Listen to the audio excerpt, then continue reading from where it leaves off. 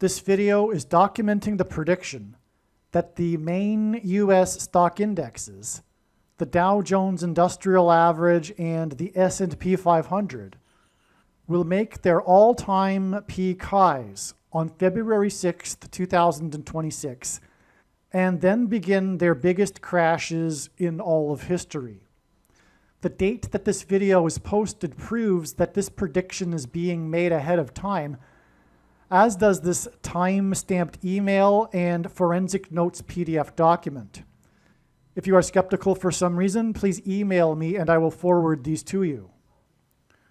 All right, welcome. This video is predicting that the US stock market indexes, the main indexes on the New York Stock Exchange, the Dow Jones Industrial Average and the S&P 500 will make their all-time peak highs on February 6th, 2026, and then begin their biggest crashes in all of history. Okay, I'm not predicting that the stock market will crash on February 6th. It takes more than one day for the stock market to crash. What I am saying is that the stock market indexes will make their all-time peak highs on this day and then begin from this level, from this all-time high level, their biggest crashes in history. By their plural, I mean the two indexes, the two main stock market indexes. And the all-time high on February 6th could either be an intraday high or a closing high. The difference being is that the closing number at the end of the day at 4 p.m. is one thing, and the intraday level is another. So in other words, just hypothetically, the closing high could in fact be, for example, on the 5th, but then on the 6th, it makes another new high intraday during the day, but then on the 6th, closes below where it closed on the 5th. All right, so the 6th would still be the all-time high in that case. Okay, so I'm saying that the all-time high, what I am saying is that God is pointing to this date for the all-time high. I assume that it is the intraday high and not necessarily the closing high, although it could also be both. But that's just an assumption. It could just be that the 6th is for the closing high and the intraday high would have been made on the 5th or maybe even on the following Monday, because this February 6th date is a Friday. Anyway, you get my point, is that the all-time peak high will be on the 6th. I think it'll be, just logically, that it'll be an intraday high. And then from that level, begin the biggest crash in all of stock market history, which will take who knows how long to unfold, but it'll take more than one day. It'll take many, many days for it to reach this level, to reach the point where it has collapsed the biggest amount of points in all of history. Now, this email is documenting this prediction that the main US stock indexes, the Dow Jones Industrial Average and the S&P 500, will make their all-time peak highs on February 6th, 2026, and then begin their biggest declines in all of history.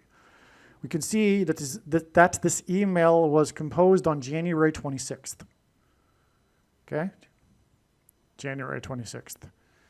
This is a long time before February 6th. Even if I were to make this prediction on the 6th, that this is the date of the peak, and that from here, the biggest stock market crash in history will proceed, unfold, that would still be a valid prediction, equally as valid in a way, as compared to predicting this on the 26th. But this is even more of a thing because it's many weeks before the well, not many weeks. Actually, January 26th is, let's see, it's 11 days. Okay. So it's over a week in advance. But the point here too is that from this level that the stock market is at on the 26th, it's predicting to go up, obviously, from this level. So that's a prediction in itself. And it's, anyway, no one would really be able to tell on the 6th that it's the all-time peak unless they're in tune with God, with what God is communicating, which is the point of this video and prediction that is from God. And to not appreciate this is, of course, to miss entirely the point of this prediction from God and this video and video channel. Now, having said that, just to be even more clear, even if I were to make this prediction in the middle or end of February, that, hey, yeah, the market has declined a bit since the 6th. Let's say, for example, it was February 28th. And from the 6th, it had declined some certain amount of points, X amount of points to the 28th. And then I said, you know, I'm predicting that the 6th was the peak and this is the beginning of the all-time biggest crash in history. That would still be a phenomenal prediction. Okay? Even if I made the prediction after, let's say, hypothetically, the S&P, for example, peaks at, or let's say the Dow peaks at 50,000 on the February 6th, just hypothetically, just to give you an example. And then the stock market were to collapse 10,000 points. And then I said, hey, this is the beginning of the biggest crash in all of history. That would still be a prediction from God, indisputable. Well, no, actually, that wouldn't be indisputable at that point because we'd already be down 10,000 points. The skeptic could say, well, you know, you could see that we were obviously in the beginning of a crash. To extrapolate and say it's the biggest crash in history, well, okay, it's kind of neat that you're able, you kind of had that foresight, but it doesn't mean it was from God. Okay, fair enough, fair enough. That, we crossed the line there, okay? But if the Dow has only declined 1,000 points or even 5,000 points, I don't know. You get my point. But regardless, I'm making this prediction before this peak, before February 6th, before it's predicted to peak on that date and then begin the biggest crash. If you can't see how that is not possible to have been to be able to predict unless this is from God, then I don't know what to tell you except for one thing. The reasons for knowing this ahead of time. If you are a hardcore agnostic atheist, a fundamentalist agnostic atheist religionist, because it is a religion and it is a hardcore fundamentalist dogmatic religion that requires an enormous amount of faith, far more faith, and I use that word in the way that the agnostic atheists interpret that word, in other words, blind faith. It requires far more blind faith to be an agnostic atheist than to be a believer in an intelligent designer of the universe based on the scientific evidence. I mean, just that alone. But let's put that aside. This isn't a video about apologetics for the existence of an intelligent designer. What we were focusing on is this, and that is that, as you will see in this video, I will be explaining reasons for how I know February 6th ahead of time that could not at all have been concocted in the imagination of a human being. No one on earth is creative enough to come up with these explanations for how I know February 6th ahead of time. And when this prediction comes to pass, it'll prove these reasons that I am giving, which are clearly, as you will see, stay tuned, from God.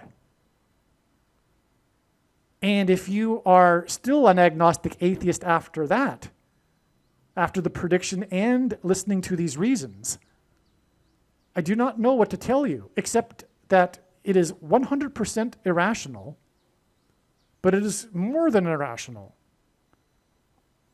You are a fool, a complete, utter, ridiculous fool if you think this prediction is a coincidence after you've heard the reasons and after this prediction comes to pass. Okay? So let's get into the reasons that are clearly not from any human being's imagination.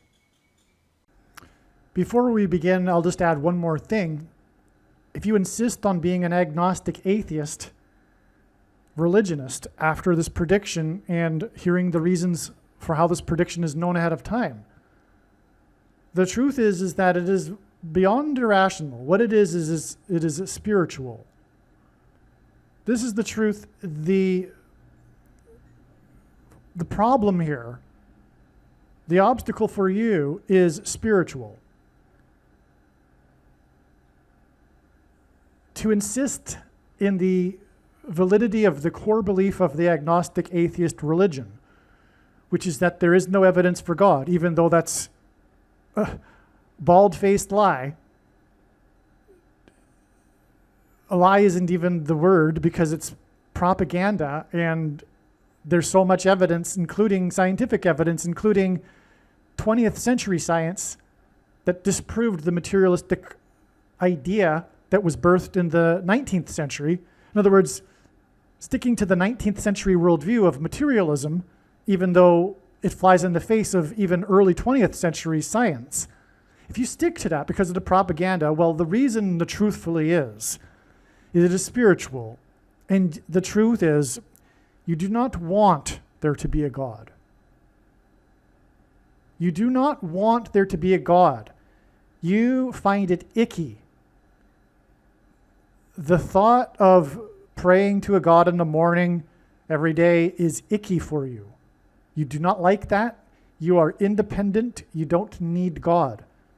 This is the original sin, independence from God, and it is manifested through you what you are doing when you dismiss this prediction after it comes to pass and after hearing the reasons for this prediction. You do not want there to be a God that you are accountable to for your sin. And by the way, this doesn't only apply to agnostic atheists, which is a minority in our culture today. Polls show that only about 13% of the population in North America is actually atheist or agnostic atheist. What I mean by agnostic atheist, by the way, is someone who says, well, there might be a God, there might not be, but there's no way to know because there is no evidence for God. That's the core belief. Every worldview, every religion, which is a worldview, has a core belief. And agnostic atheism is a religion. And the core belief, like any other religion of this religion, is that there is no evidence for God. And that's why they're dogmatic and fundamentalists, because they refuse the evidence to the contrary. The in-your-face evidence, including, for example, this video. So they'll still dismiss it. Because why? Because they do not want to change their worldview. In psychology, it's called belief perseverance. When faced with information that contradicts a person's worldview, this person often expresses belief perseverance and dismisses the evidence because changing one's worldview is uncomfortable. And these people do not want to be uncomfortable. They just want to continue their life, and they'll find out after they die whether or not there is a God or not. But if there is a God, and if the God is the righteous Christian God of the Bible, this is exactly the wrong choice. And furthermore, that is the purpose of life.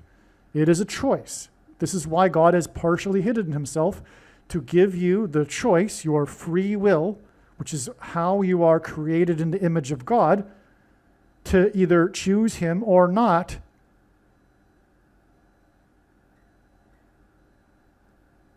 And that's it. That's the meaning of life.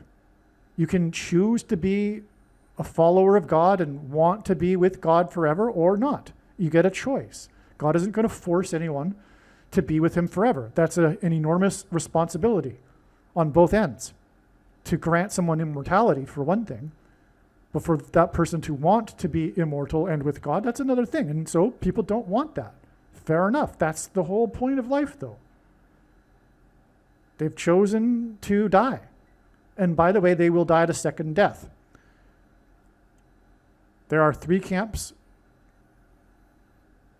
there are those who will die and then also die a second death after they've paid the price for their sin, because of course God is good and therefore justice needs to be paid, and there must be punishment for sin. Obviously, if that weren't the case, God wouldn't be good. On the other hand, the evangelicals are incorrect when they tell you that people will be tortured forever for their sin. Obviously, that's not a righteous, good God either. That's not what the Bible says either, so don't listen to them. There's a middle camp, though, which is made up of the majority of the people that have lived on earth, which is those who will get a second chance. After they've paid some prices for their sin, Jesus will visit them in hell and they will get to hear the gospel fully. If they never did get a full opportunity, or, for example, they lived before Christ. But those who are living in the West, especially those of the older generation, have heard the gospel, do not count on getting a second chance. And furthermore, they've been exposed to all kinds of evidence, including scientific evidence, which they've dismissed repeatedly throughout their life. Okay. And then there are the third is those who will pass from life to life and not die. Not go to Sheol or the middle place, hell, whatever you want to call it. And by the way, hell is different for every person too. One's judgment is commensurate with the amount of light and blessings they received, which is why there will be people, for example, baby boomer Westerners, who will not get a second chance. Okay, so that's the truth of the matter there. Now let's continue with the reasons for how this prediction is known in advance, so that it can be clear to you that this prediction is from God. Oh, and one more thing, this will also prove that the true God, this prediction will prove that the true God is the righteous Christian God of the Bible. Not the New Ager God, not the impersonal energy God that is the universe itself, pantheistic God.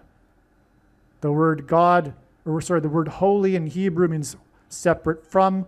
God isn't the universe itself. We are not part of God. We do not need to become enlightened and remember that fact.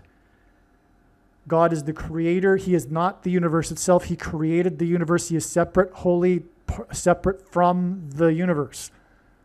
And he is the God of the Bible. And so, those that think that they are right with quote-unquote God, but are New Agers and believe in reincarnation or whatever, you're also not on the right path. You need to repent for your sin and accept Lord Jesus Christ and receive the Holy Spirit, Christ's Holy Spirit, not the universal Spirit, which is often demonic. Not the spirit you get when you do yoga or meditation, for example. That spirit is the counterfeit Holy Spirit. It's demonic. The supernatural highs that people get from doing yoga and meditation are real, but it is demonic. You get the deception you ask for. 2 Thessalonians chapter 2. Anyway, if you were a yoga practitioner and you think you know God, etc., and you've had these spiritual experiences that you think confirm for you your worldview, this prediction will prove that they have been demonic and you have been fooled by demons. Case closed. There is no debate. When this prediction comes to pass, it's time for you to wake up. It's time for you to accept the righteous Christian God of the Bible and repent for your sin. And then, of course, that means stop sinning.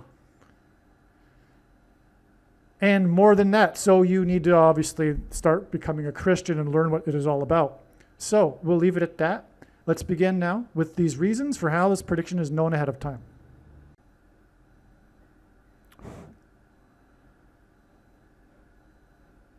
Okay, on January 25th, 2026, the New England Patriots won the AFC Championship game to advance to the Super Bowl.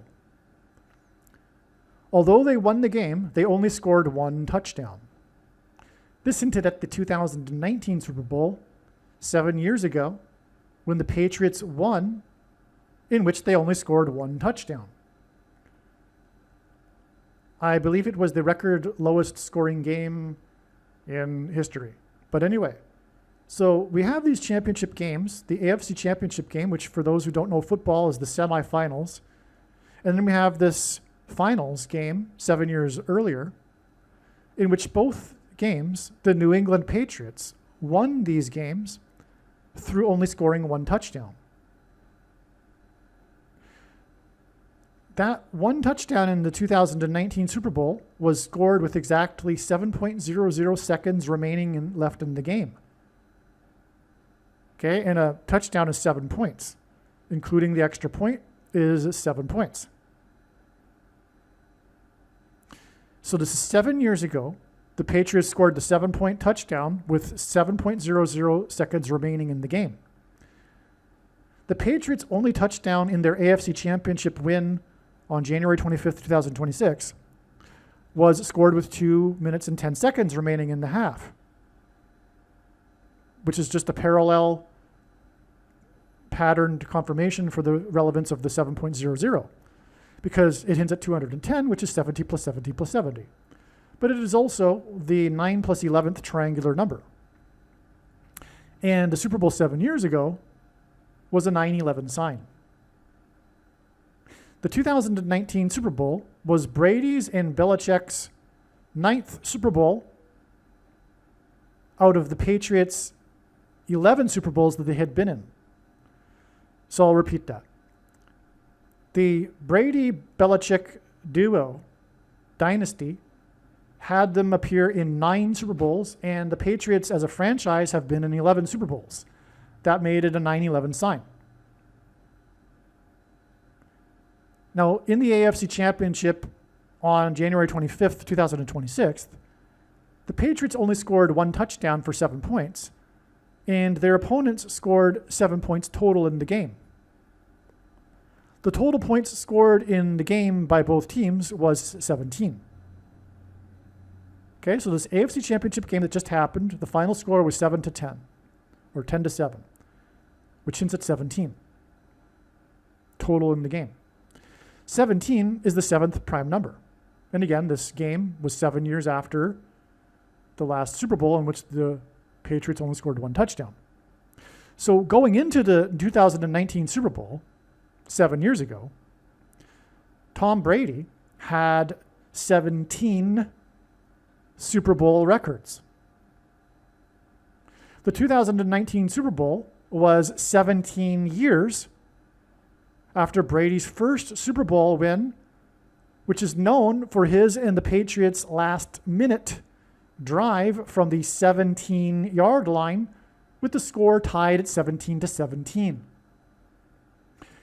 This hinted at the two planes that rammed the two towers 17 minutes apart a few months earlier on 9/11.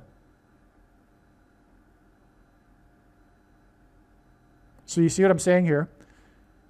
The first Patriots-Brady-Belichick Super Bowl win was right after 9/11. And it was known for the last-minute winning drive from the 17-yard line with the score tied at 17-17.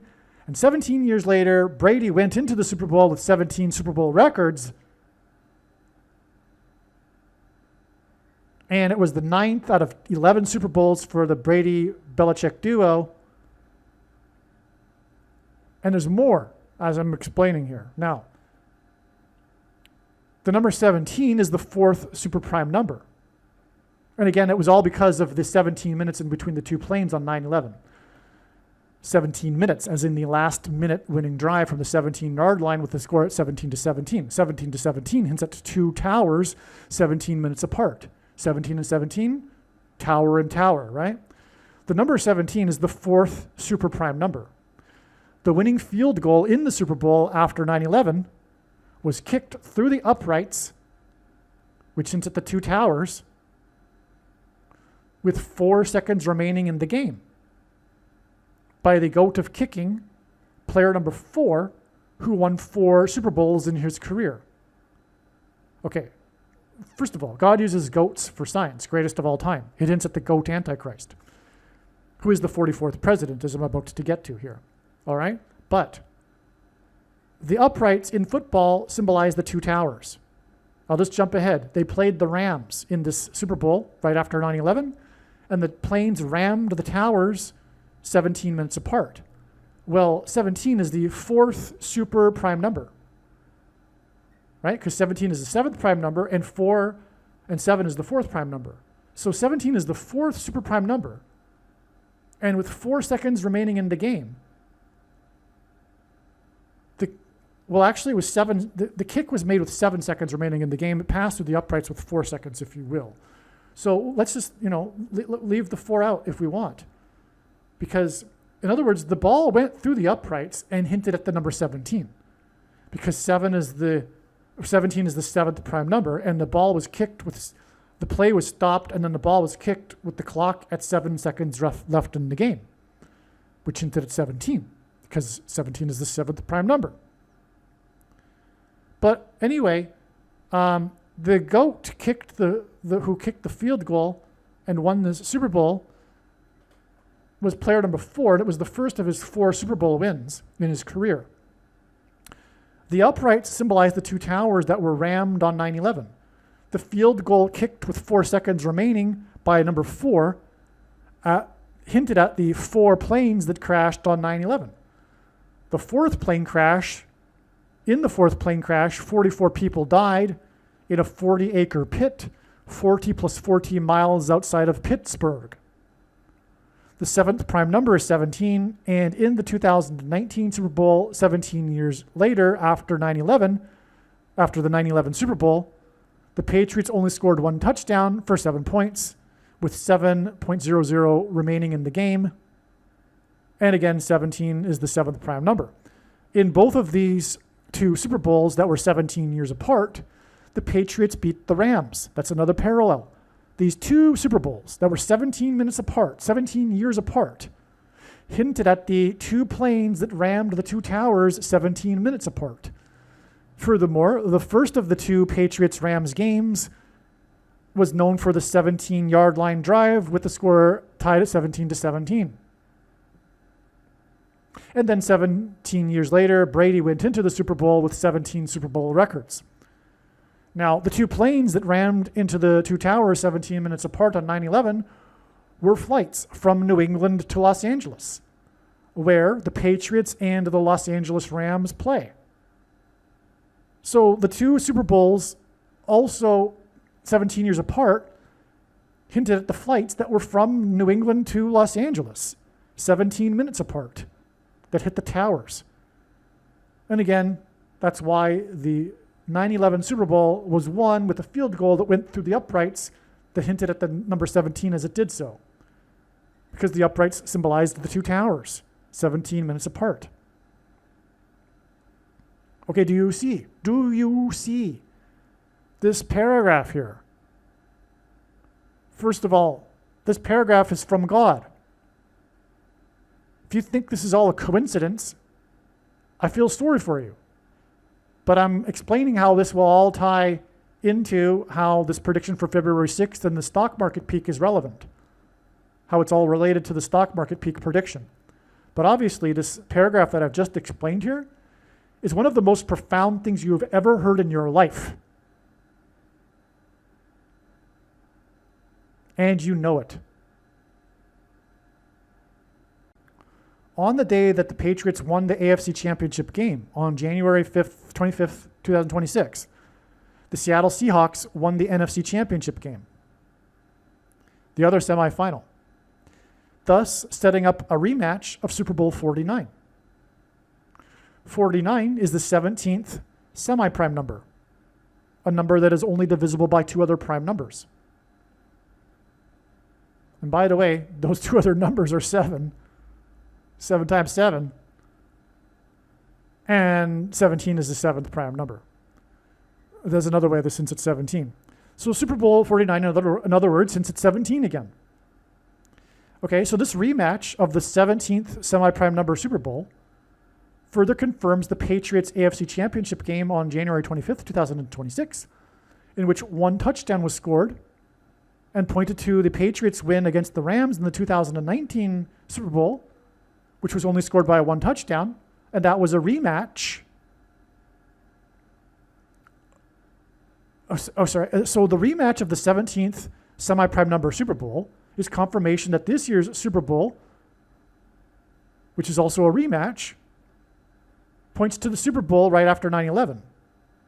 Because of the 2019 Super Bowl was a rematch of the Super Bowl 17 years earlier that is known for the last-minute drive from the 17-yard line with the score tied at 17-17 against the Rams. So those two Super Bowls were a rematch, right? And this year's AFC Championship wins provided another rematch, which is just further confirmation of how the Patriots AFC Championship game pointed back to the rematch of theirs with the Rams 7 years earlier.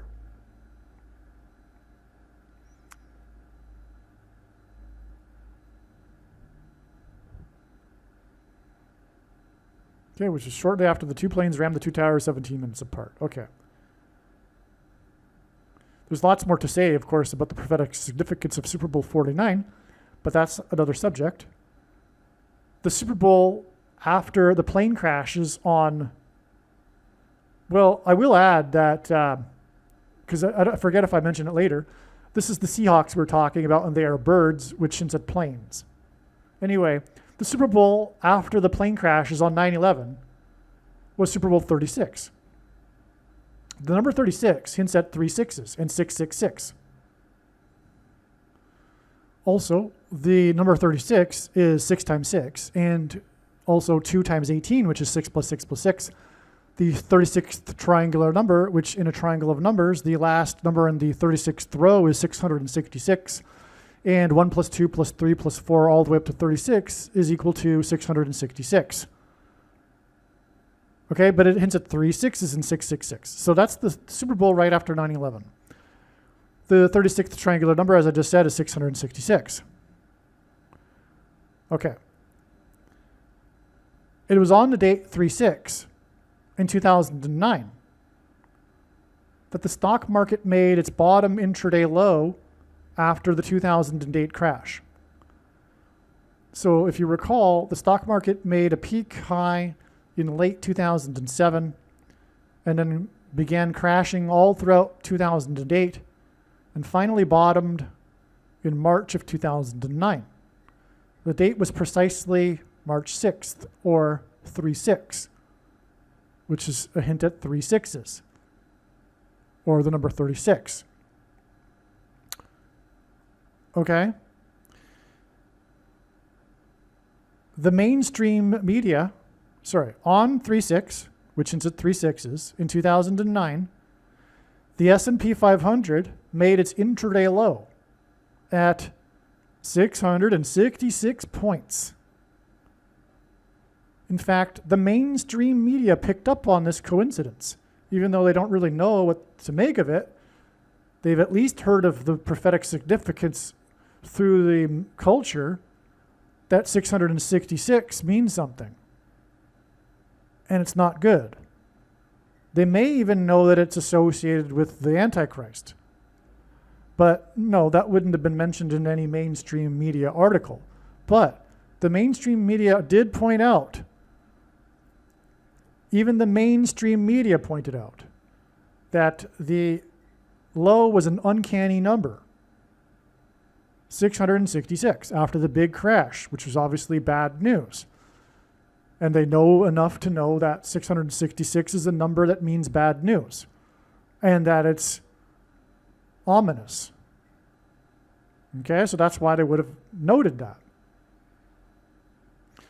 Through the prophetic signs that occurred on January 25th, 2026, God has revealed the date the stock market will make its all-time intraday high before beginning the biggest crash in history,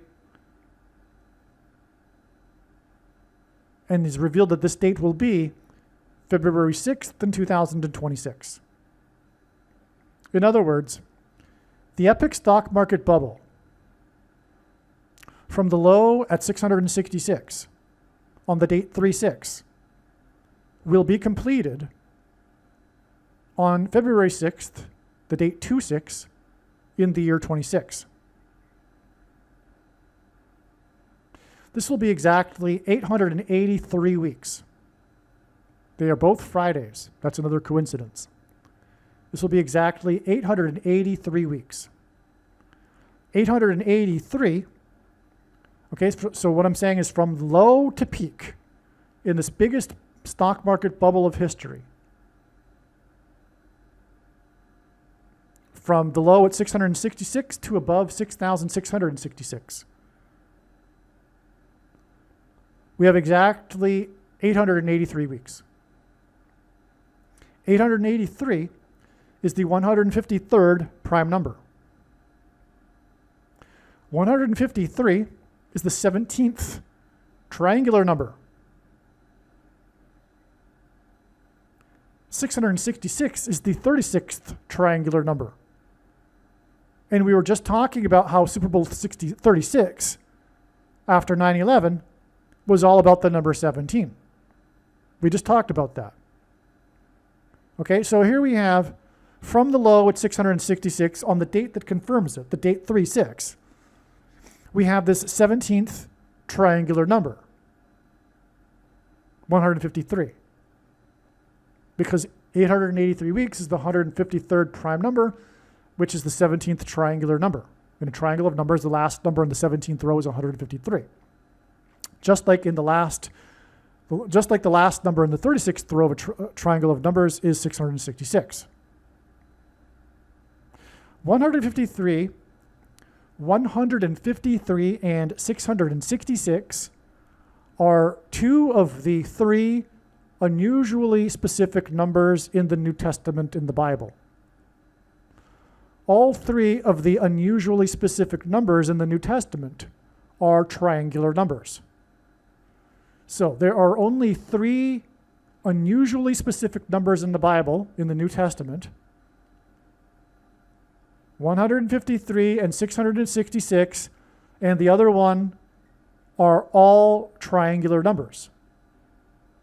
And of course, not every number is a triangular number. The vast majority of numbers are not triangular numbers. But it's a coincidence that all three of these unusually specific numbers in the Bible are triangular numbers. The other unusually specific number in the New Testament is 276. 270, and it's involved with a crash, this number, in the Bible, a ship that crashes. 276 is the 23rd triangular number. The time span between the low at 666 on the date 36 in 09 and the predicted all-time high on the date 26 in 26 is exactly 203 months, okay? Not only is it 883 weeks, but it is also exactly 203 months. It's exactly 883 weeks, but it's also exactly 203 months. 203 months hints at the number 23. 203 is also the 23rd super semi-prime number. To confirm his signs, patterns, and connections, God pairs the numbers 9, 23, and 44 together. And this is how God's true big picture of signs, patterns, and connections works. It works on the principle of second and third and multiple witnesses confirming a matter, as the Bible says is required. And this is what makes what is being explained on this channel true and not a product of one's imagination, and different and unique than everything else on the internet that claims to be an analysis of God's prophetic signs. And if we think about it, one simple way in which God would provide a second witness for us is through pairing certain numbers together, such as 9, 23, and 44. And I know that these are the numbers because I have been studying his big picture of signs, patterns, and connections from morning until night for more than full-time hours for more than 7 years. That said, I learned that these are the numbers very early on.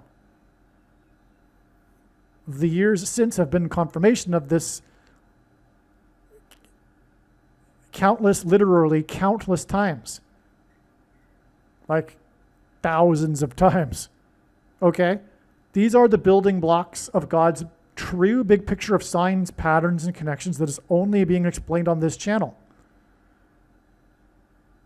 The reason why these are the building blocks, the reason why these are the numbers, one reason is that the 44th president is the basketball president who wore jersey number 23 in high school and was inaugurated in the year 09.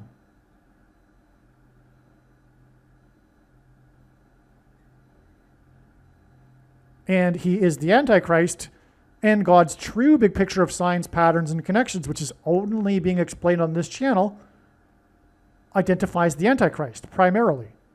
That's why these are the building blocks, all right?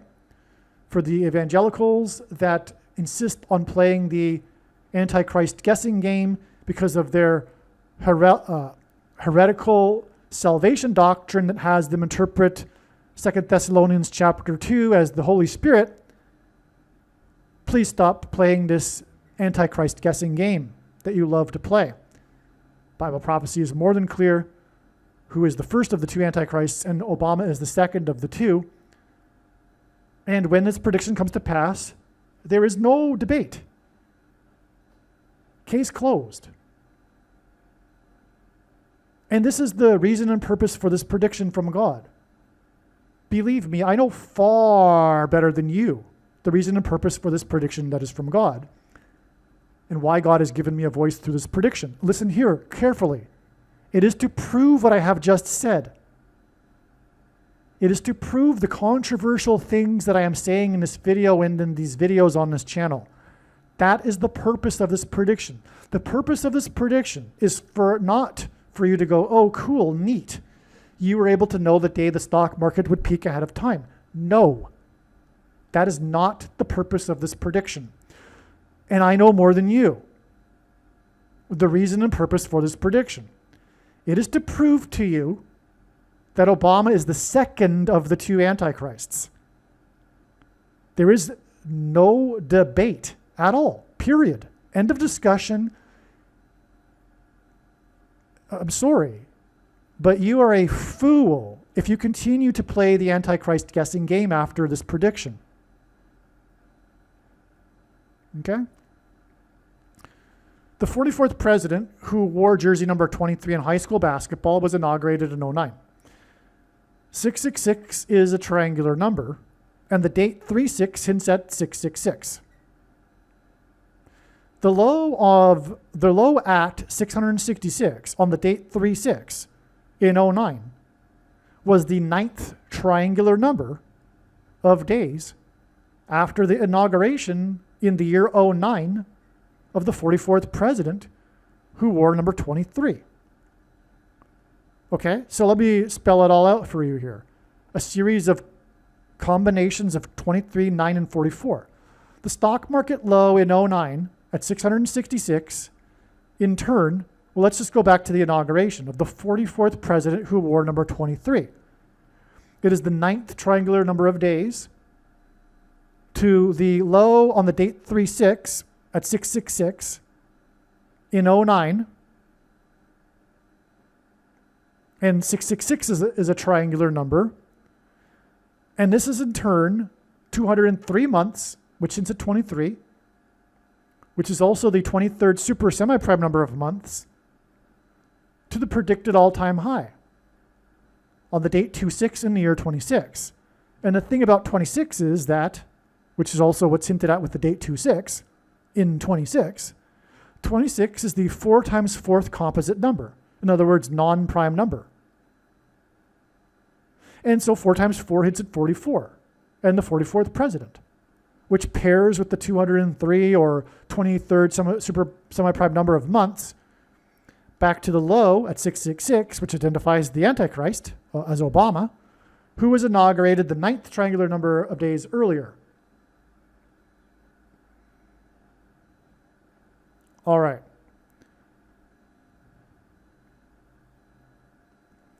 The 44th president was inaugurated in 09, the 9th triangular number of days before the stock market low at 666 on 36 in the year, on the date 36, which also hints at 3 6s and 666. 3 plus 6 equals 9. Okay, so the date 36 in 09 Okay, it's interesting because the date 3/6 in 09 gives us 3 plus 6 equals 9. And again, it's the ninth triangular number of days after the inauguration of the Antichrist in the year 09. By the way, the number 9 is the most important number in God's true big picture of science, patterns, and connections, which is only being explained on this channel. As from the Bible, the number 9 symbolizes God's judgment. 23, which pairs with 9, as I've explained, is the ninth prime number. Now, okay, so 3/6 in 09 was in turn exactly 9 plus 9 plus 9 weeks, which also hints at 666, by the way, because 3 9s flipped upside down is 666, before 9/11 in 09. By the way, the Antichrist was inaugurated on the 9 plus 11th day of the year in 09. Okay, so anyway, from the inauguration of the Antichrist on the 9 plus 11th day of the year in 09, it is the ninth triangular number of days to the stock market low at 666, and then exactly 9 plus 9 plus 9 weeks to the date 9/11 in 09. Right? As I just repeated right here. Okay? So, and 9 pairs with 44. From the inauguration of the 44th president in 09, the ninth triangular number of days, followed by 9 plus 9 plus 9 weeks to the date 9/11. And the president was inaugurated on the 9 plus 11th day of the year. That's 44 paired with these 9s. It's a straight ninth triangular number of days, followed by 9 plus 9 plus 9 weeks.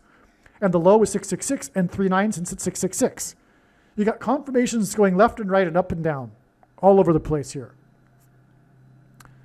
On 9/11 and 09, the mainstream media reported another coincidence in the stock market. On 9/11 and 09, the Dow Jones Industrial Average closed at 9,605.41 points. This was exactly 4 plus 4 years, as in the 44th president. 4 plus 4 years earlier, on 9/11 and 01, the Dow Jones Industrial Average closed at 9,605.51 points. If you didn't catch that, that's a difference of 0.10 points. Exactly 4 plus 4 years apart. On the date 9/11, and the president was inaugurated on the date 9 plus 11th day of the year. And as I just explained, it connects to this 9/11 date in 09 with the number that symbolizes judgment, which is why the Antichrist was inaugurated in 09. Now, why did we have these two closes at 9,605 points on the date 9/11? Well, 9, 6 plus 5 equals 11 gives us 9/11. This hints at 9/11. So on 9/11, the Dow Jones was at 9,605 because it closed at that level the day before, because the stock market never opened on that day. But it was sitting all day at that number. On 9/11, it was sitting at a number that hinted at 9/11. There's even more to that, by the way, because the second plane had 56 passengers and a crew of 9 people, which is also what the Dow number hints at. 9,605 hints at that second plane with 56 passengers and a crew of 9. Which, by the way, makes that second plane a hint at 9/11.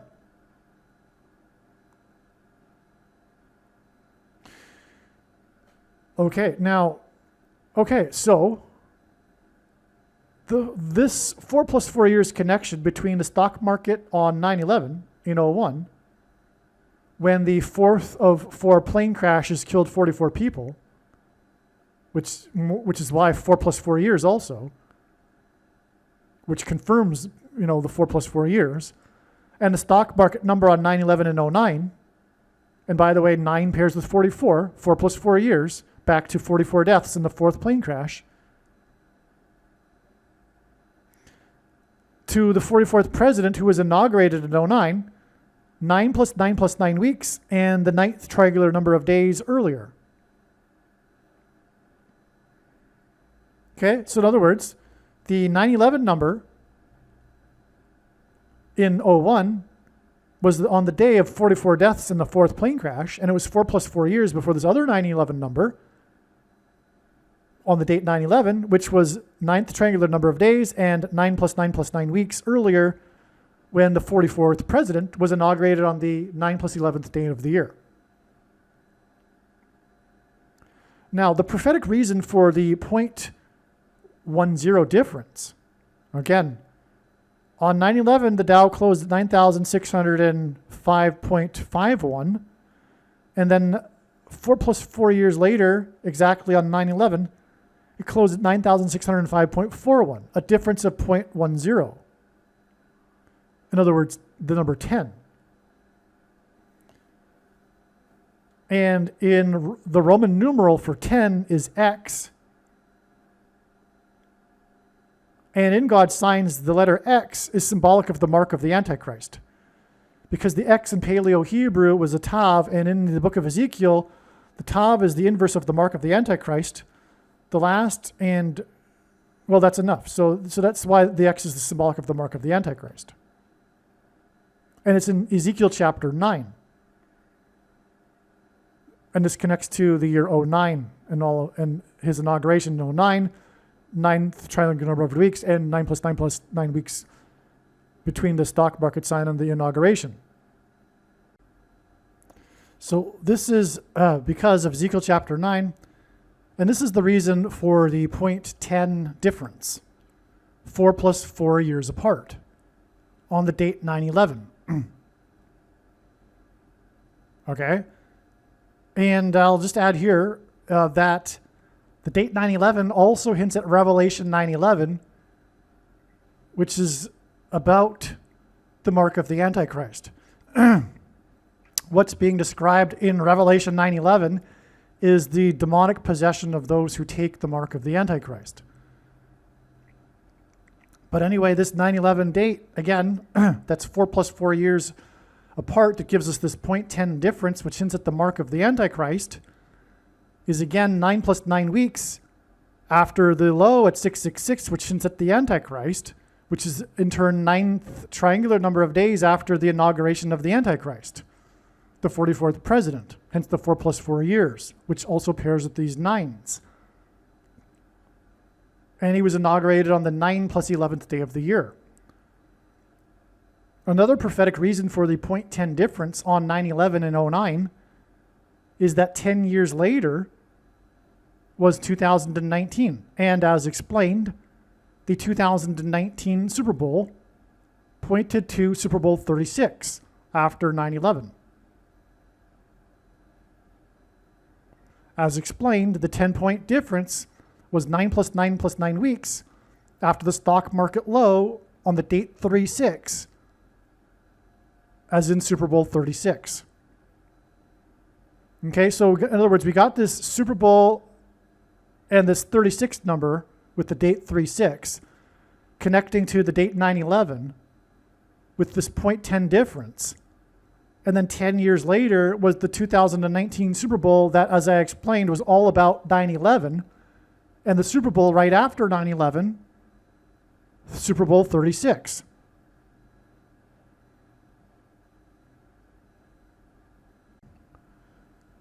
The New England Patriots won their first Super Bowl in Super Bowl 36 with a prophetic field goal. In the Patriots' win on January 25th, 2026, they attempted a record longest field goal in a postseason game at 63 yards. God uses records for signs. By the way, 63 hints at 3 sixes. So this is a parallel. Another connection. As again, I've explained how this AFC Championship game on January 25th, 2026 connected back through prophecy through to the Super Bowl 36. And here in this game is this record longest 63-yard field goal attempt. God uses records for signs. And this record 63-yard attempt is another clue that the New England Patriots game on January 25th pointed back to the stock market low of 666 points on the date 3/6, which is 6-3 outside of the U.S., and the Patriots' first Super Bowl win in Super Bowl 36 that was played in the 6+6+6th state, Louisiana. Another 3 6s. And again, 36 is 3 6s. At the time of the Patriots' AFC Championship game on January 25th, 2026, the S&P 500 stock market number was just below the 7,000 level. As explained, the New England Patriots only scored 1 touchdown, 7 points. And their opponents scored 7 points total in the game.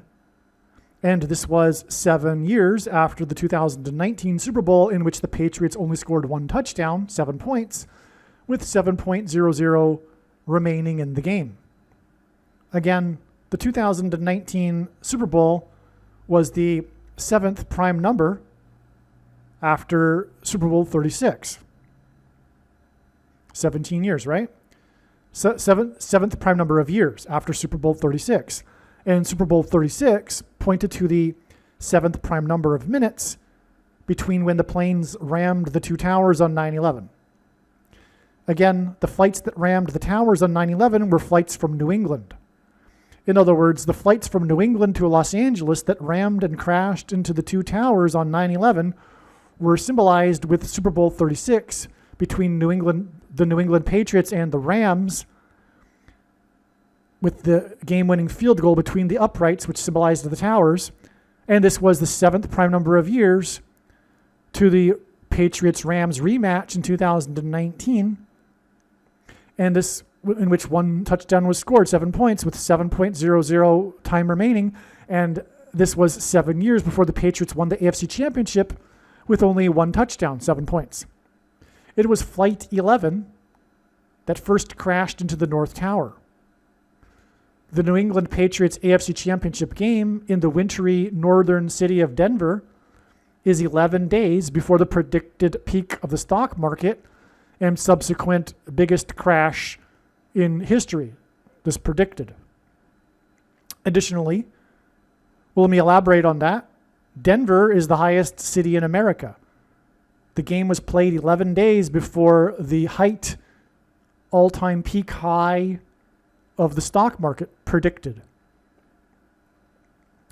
Flight 11 hit the North Tower at a high place in Denver's northern city in the high place. Additionally, the wins of the Patriots and Seahawks on this January 25th date set up a rematch of the Super Bowl 11 years ago. Okay, so it's 11 years from that Super Bowl that to the AFC Championship games, which provided a rematch of that Super Bowl, and these championship games, these semifinal games on January 25th are in turn 11 days. So 11 years and then 11 days to the predicted to the predicted stock market peak, which is relevant because of Denver, the highest city, and Flight 11 crashing at a high place, the North Tower, the northern city of Denver. Okay. The Super Bowl 11 years ago was Super Bowl 49, and 49 is the 17th semi-prime number.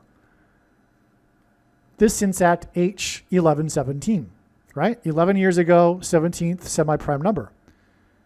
H1117 is the word Bama in the Hebrew concordance for the Bible, which means high place. And the New England Patriots game on January 25th was played in Mile High Stadium in the highest elevation city in the U.S. And Obama had his Democrat National Convention acceptance speech in the Mile High Stadium. Obama, high place. Obama, okay? 1123 is the 188th prime number, and H188 in the concordance is the word that means woe, exclamation mark, used in the Bible in the context of extreme judgment from God. As explained, the New England Patriots game on January 25th is 11 days before the predicted peak high of the stock market, and this game pointed to Flight 911, as I explained. And on this day, January 25th, was the news that this year's Super Bowl will be a rematch of 11 years ago.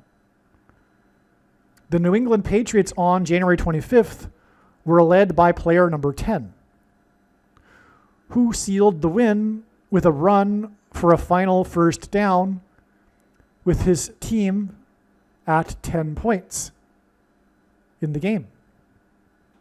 The game was won when he's got the first down. He's player number 10, and the team had 10 points. And this hints at the number 11. The 10 and the 10 gives us 2 ones. The quarterback that did this is 23 years old. And he's known for it because he's a rookie. I think he's a rookie. If not, it's his first year as the starter, I'm pretty sure. The game-winning field goal for the Patriots was from 23 yards. A confirmation of the prophetic significance of this 23-year-old quarterback. On the same day as the 23-year-old's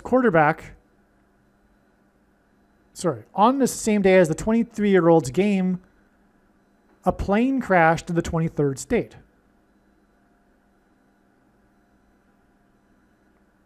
Okay, it was a significant crash. It wasn't just one person, it was 8 people. The signs give us 11 and 23, right? The player, number 10, a first down, by the way, is first and 10 yards also, and they were at 10 points. So there's another 10. Actually, I just realized there's 3 10s in that, because a first down means first and 10. Okay, so that gives us, anyway, 2 ones gives us 11. And he's 23 years old, and the game was won with a 23-yard field goal. And on that day was a plane crash in the 23rd state. So in other words, we get the signs 11 and 23, and this hints at 1123, the 188th prime number, which gives us H188, the word whoa, exclamation mark. By the way, 9/11 in 2001 was exactly 188 years after the only other time a foreign enemy attacked the nation's capital, when the British landed at Washington's Mount Vernon estate before they proceeded to burn down the Capitol building and the White House, but not before Dolly Madison rescued the portrait of George Washington.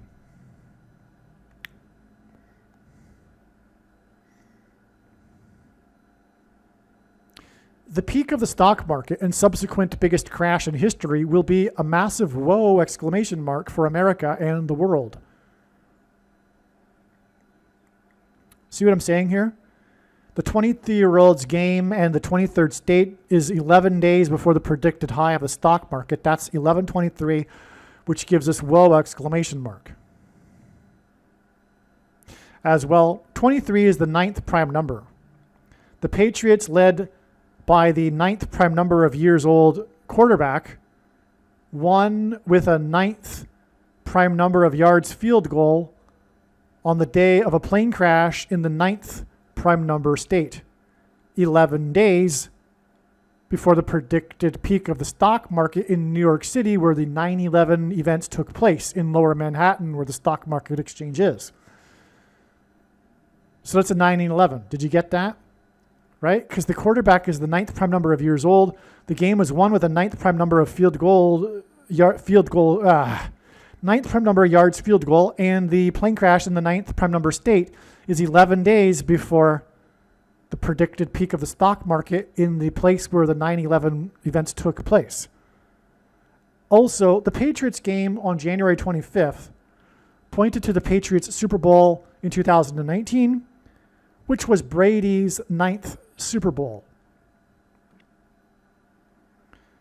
The 2019 Super Bowl was a rematch between the Patriots and the Rams after 9/11.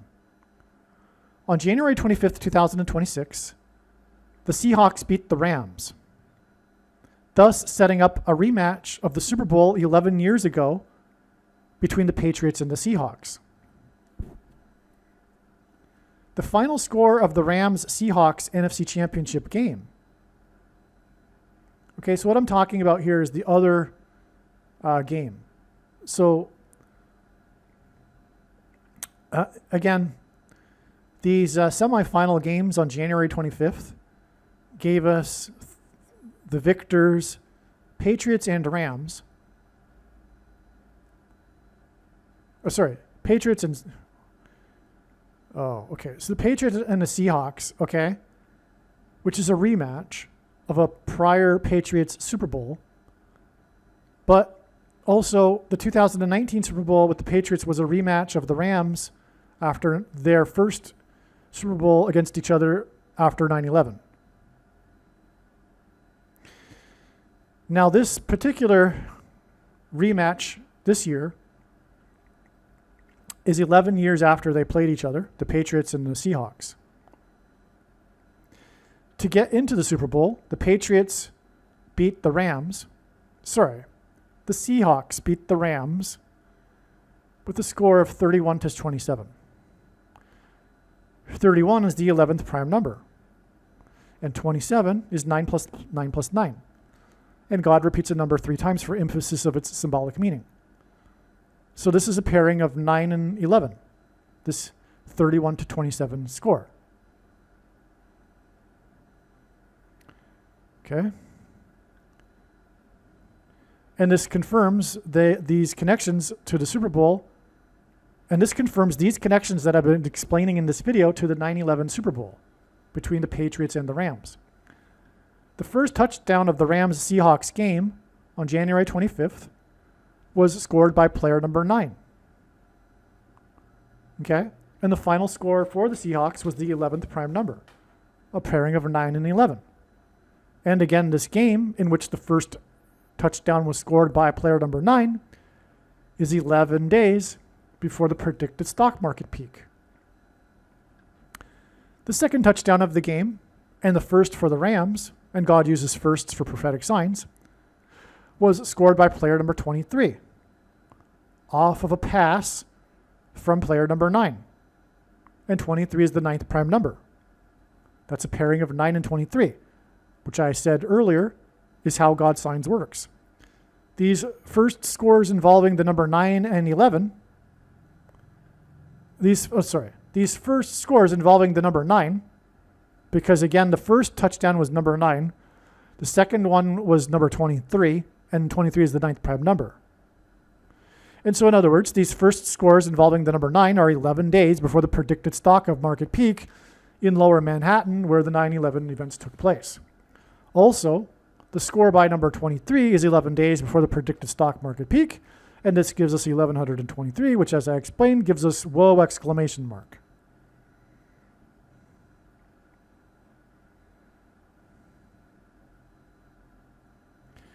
The elevation of Mile High Stadium in Denver and the plane crash in the 23rd state on the same day hints at the heights of the stock market valuation before an epic crash. The prophetic reason why the plane crash involving 8 people in the 23rd state on the same day the Broncos quarterback number 8 was beaten by the Patriots 23-year-old quarterback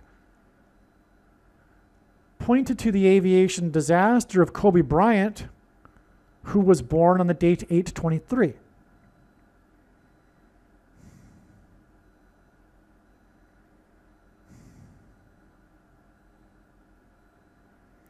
Okay, so I'm going to repeat this. So we had a Mile High game in this Mile High Stadium, and on the same day, from the heights of a plane in the air, a plane crashed in the 23rd state.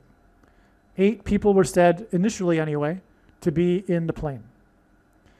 That's 8 and 23. On the same day, the Broncos quarterback number 8, who was prophetic, for reasons I can't explain here, was beaten by the Patriots 23-year-old. And the reason why it's prophetic is because it hints at the mark of the Antichrist, as is Kobe Bryant. Because in Hebrew, Kobe sounds like COVID. But that's another long story, which I care not to prove at this point. The point is that Kobe Bryant was born on the date 8/23, and he died in an aviation disaster. And we had this pairing of 8 and 23 on the January date here. The name Bryant is rooted in the word that means high. Bryant died in an aviation disaster on a mountain, a high place. The game in Denver was the mountainous state, and it was a high place. Bryant's aviation disaster on a high mountain hints at the height of the stock market before an epic crash. In fact, Bryant, which means high, wore jersey number 24, and his helicopter crash on a high mountain was 24 days before the stock market peak on February 19th, 2020, before the epic COVID crash. This wasn't realized until just, like when I wrote this. But the Kobe Bryant crash was a prophetic sign that pointed to the peak of the stock market before a crash. In other words, this peak of the stock market in 2020 could have been predicted ahead of time.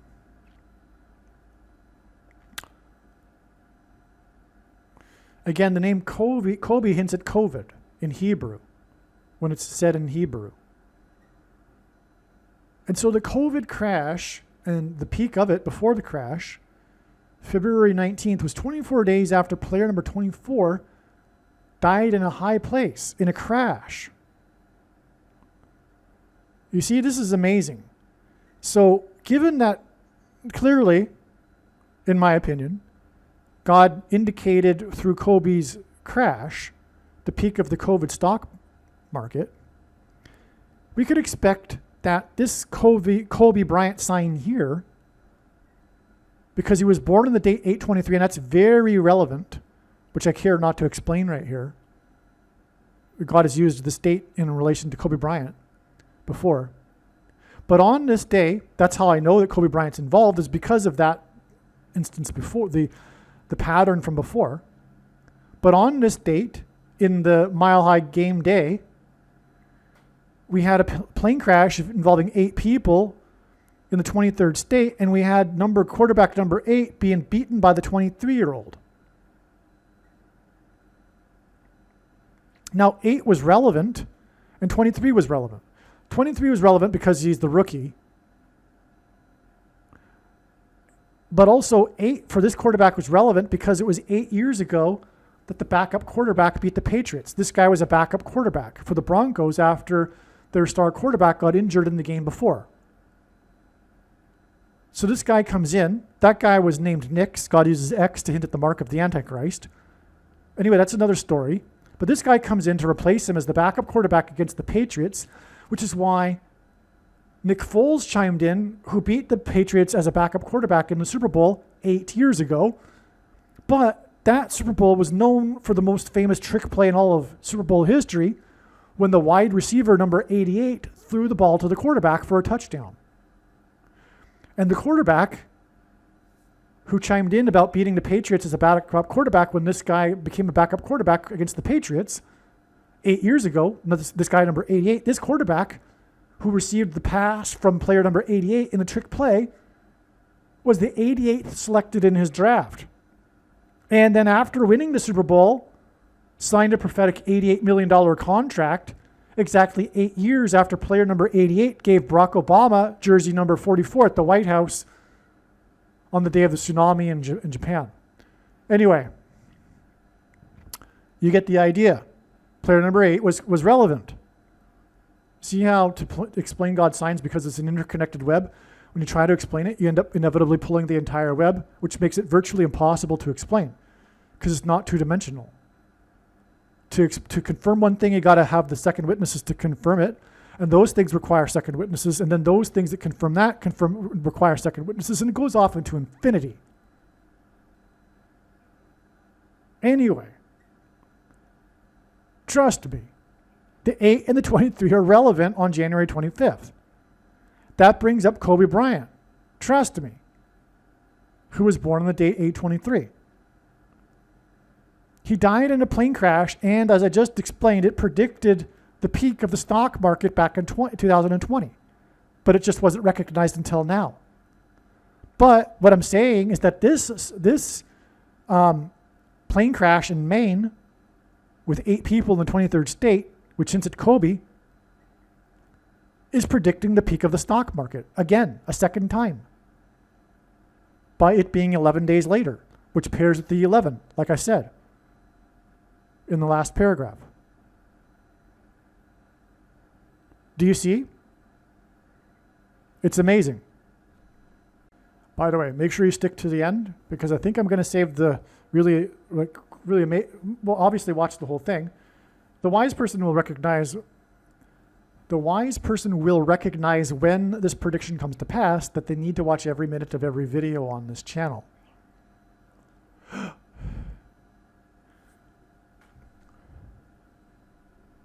The mark of the Antichrist will be enforced through programmable digital currency. Gold is God's currency. On January 25th, gold passed the 5,000 level for the first time. On January 25th, the Dow Jones Industrial Average was just under 50,000 points in the 49,000 level.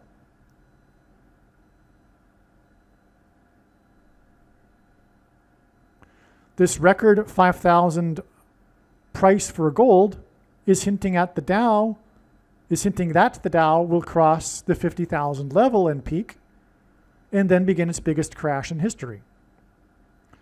The wins of the Patriots and Seahawks on January 25th set up a rematch of Super Bowl 49, and on this day, the Dow was at the 49,000 level in the Dow. Super Bowl 49 was 23 years after Super Bowl 36, which ends at 666, which was on the date 223. On the date 23. And 2 divided by 3, by the way, is equal to 0.666. And Obama, the Antichrist, wore jersey number 23. The date 36 in 09 is 203 months, or the 23rd semi-prime number of months, to the predicted stock market peak on the date 26 and 26. And 26 is the 4 times 4th composite number, which pairs with the 203 months. But also,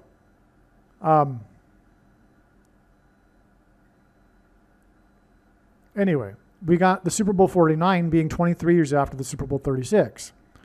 Now, Antichrist Barack Obama will return to power through his wife Michelle, who is predicted to become the 49th president. Michelle and Barack are predicted to return to the White House on January 20th, 2029, after it is predicted that Gavin Newsom and Kamala Harris, the 49th vice president, will die in a plane crash.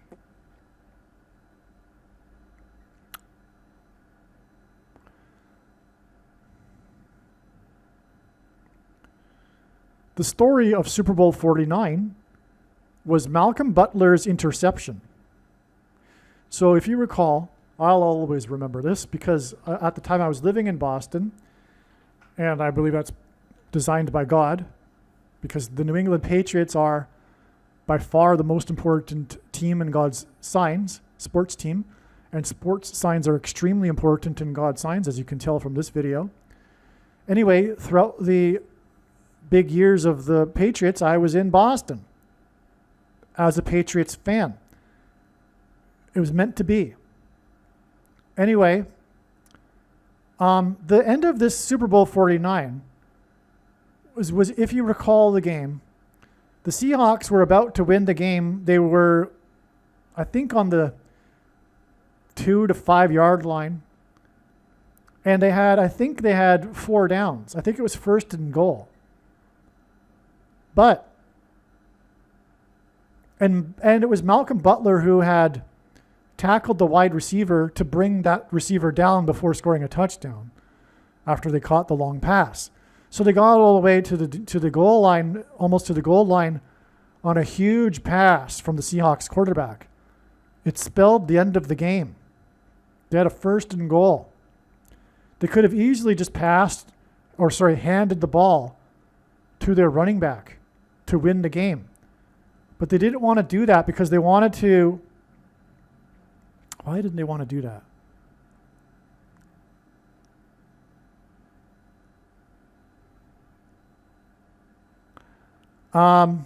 They wanted to, I think the strategy was that they wanted to take, if the pass didn't work out, they could always do a running play the next play, but in the process they would run time off the clock. That's why. Well, anyway, the ball was intercepted in the end zone, which hinted at the end times and, on and on. I could talk to you about the running back that the ball should have been handed to, whose nickname was the Beast, and in the Bible, the Beast is the metaphor for the Antichrist. And I could talk to you about how Butler hints at Trump's assassination attempt in Butler, and how the bullet was intercepted by God. Well, anyway, Butler intercepted the pass in the end zone and ran it out of the end zone, and it was on the goal line, so he fell outside of the end zone, but it doesn't even matter. It prevented the Seahawks from winning the game. And from that point, there was no time left. Well, it doesn't even matter because the Patriots were ahead in the points. But the Seahawks were about to score the touchdown. So, in other words, Malcolm Butler won the game with the interception in dramatic fashion. And I was at the time in the biggest sports bar in Boston. Huge place, lots of people. The place erupted. It's the place right across from Fenway Park, if you're from Boston. That place erupted into like pandemonium with this interception. We were all on the edge of our seat, watching as we thought the game was going to be lost. And miraculously, and it was truly miraculous, Malcolm Butler ends up intercepting the game to save the day. Okay, so that's ingrained in my memory. Okay, so that's how I'm recognizing this immediately. That's what Super Bowl 49 is all about. Okay? If you don't believe me, just look it up. That's what it's all about, that game. Now, this interception is symbolic of something, prophetically, obviously, because it's the New England Patriots. And it's not only the New England Patriots, it's in their latter half of their wins, which were the extremely prophetic ones, besides the one on, right after 9/11.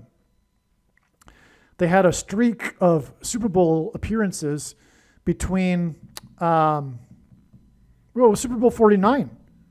They were in Super Bowl 49 and then 51 and then 52 and then 53. They won 3 out of those 4 Super Bowls. Right? And then they hadn't won a Super Bowl since way back when in the early 2000s when Brady won, 3 out of 4 Super Bowls or something like that. So there was a big gap in between, which, by the way, is a hint at the gap between the Antichrist being in office, because it's the same with Michael Jordan. He won 2 sets of 3 championships split by a year off. He took a year holiday and then unretired. Anyway, back to it. And LeBron James did the same thing with Cleveland. Okay? Anyway. So, I'm really just going off because I'm obviously just, proud of being the Patriots fan at the time. You can tell probably, right? So anyway, so the Patriots won this game with this interception. What was it symbolic of? It was symbolic of a coming plane crash because it's the Seahawks. The ball was thrown in the air. Birds are planes, right? The ball was thrown in the air and was intercepted in the air, which hints at the God intercepting the 49th vice president's plane. This is a typo. It should say vice president.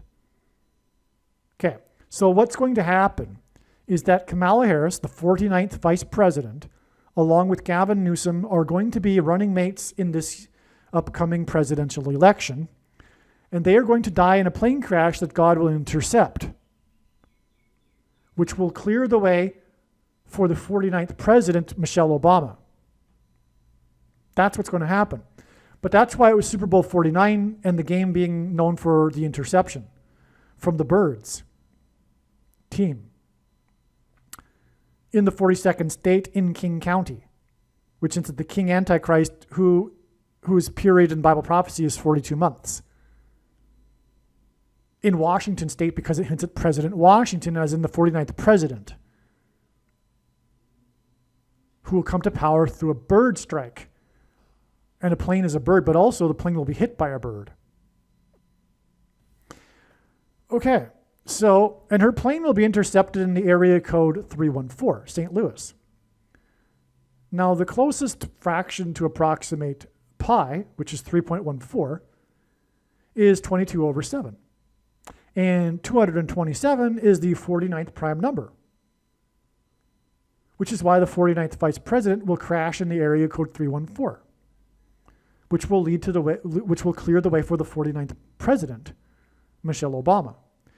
Michelle Obama, MO, hints at the abbreviation for Missouri, which is where St. Louis is. MO is the abbreviation for Missouri, which hints at Michelle Obama, which is why the 49th vice president's plane will crash in Missouri. Okay, now, and by the way, the plane will crash into Bush Stadium, which will hint at the burning bush in Exodus 3:14, which is why the area code is 314. Now, the Seahawks are birds, and this hints at the 49th vice president's plane that will be intercepted by a bird strike. Okay? All right. Now, the 49th vice president will be returning from Trump's funeral after his assassination, which is what the name Butler hints at here, because of Butler, Pennsylvania, and Trump's the attempted assassination of Trump. And that's the connection, because Butler in his interception hints at the interception of Kamala Harris's, the 49th vice president's plane, after she'll be returning from Washington to Los Angeles in a flight path that will fly directly over St. Louis. And so that's why you get the idea. Butler, Pennsylvania. Okay, now. Yeah, the funeral in Washington will be after President Trump is assassinated, right? Okay, now. The big controversy was whether Seattle should have given the ball to Marshawn Lynch instead of attempting a pass, as I explained. So the name of the running back that I mentioned, oh, you know what I forgot? I say it down here, but whoa. So the big story of the game was the interception, but that's not the end of the story.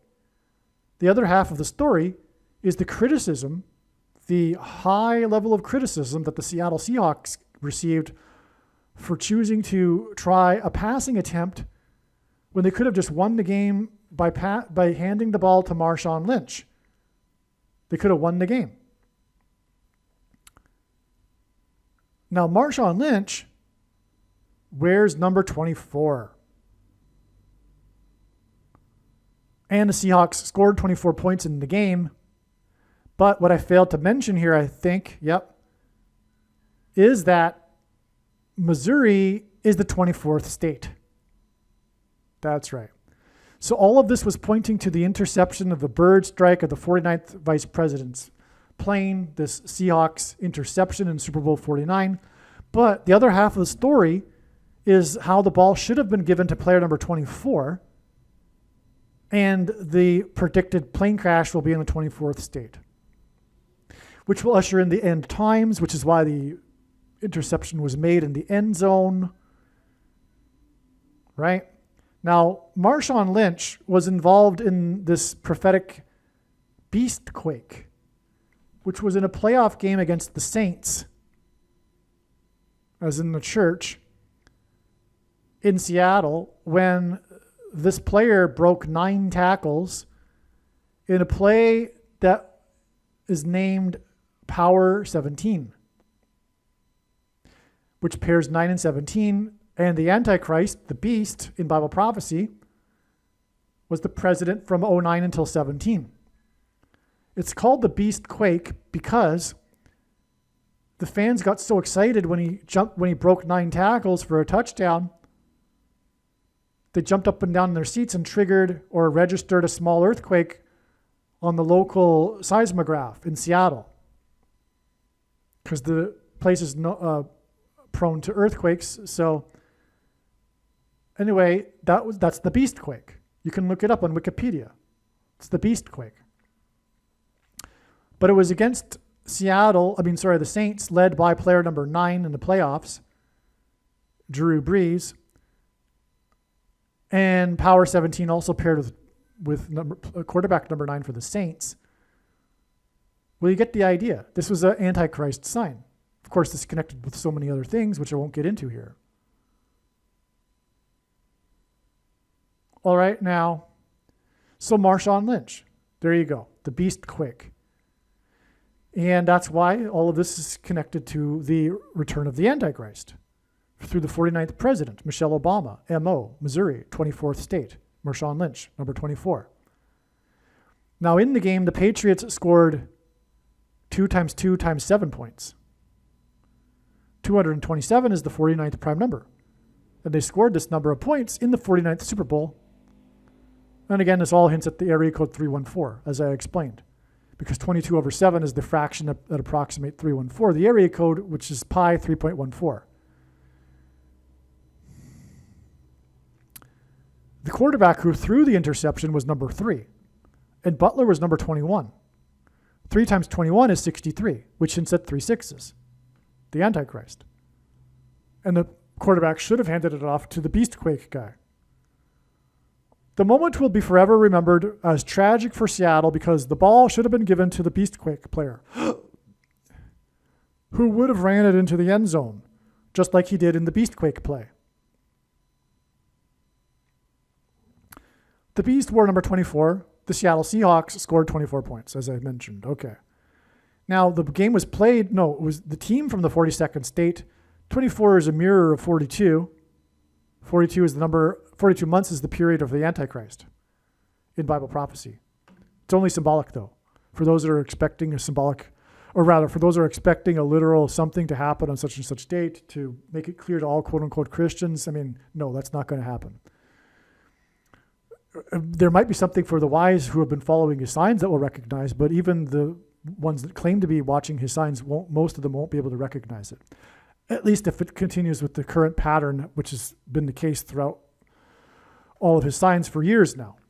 The vast majority of the signs are being missed by those who are interested in looking for God's signs, unfortunately. But there's reasons for that. And the primary reason being is that none of God's prophetic signs can be properly or fully understood. And that's the thing. The ones that they sometimes occasionally do recognize, they never really understand what it really means. They just go, oh, we know vaguely that this is prophetic, but they don't really get what it means. And that's because of this. The full intended meaning of God's prophetic signs cannot be properly understood and fully understood without their context and connections with the other prophetic signs, which is only being explained on this channel, which is why the vast majority of God's prophetic signs are only being explained on this channel. I mean, how many signs have I even just talked about in this video alone that are not being explained anywhere else? The signs are not being recognized because it's not being appreciated that the signs connect with each other, and that's what gives them their meaning. It's the same with the Bible. The Bible is not a linear document and cannot be understood linearly. Everything in the Bible interconnects with itself. It's infinite number of pathways one can take through the Bible. Same with God's signs, which is why it's extremely difficult to explain. Because you can't slice off a piece of bread off a web. When you pull out the web, you pull the entire web. And because it's all interconnected, it's all, so just, for example, like I've just been explaining, right? Okay, you get the idea, I think. So what my point is that, don't be looking for the start date for the 42 months. Something symbolic will happen, probably on that date, which I don't even know what it is because it's not even on the radar. It's so far in the distance. but it'll be 1,260 days or both actually, 42 months before September 27th, 2031, the Day of Atonement and the Day of the Lord and the day of the second coming of Lord Jesus Christ. And no, your doctrine of imminence is a false doctrine from Satan. It's not true. It's a false doctrine from Satan.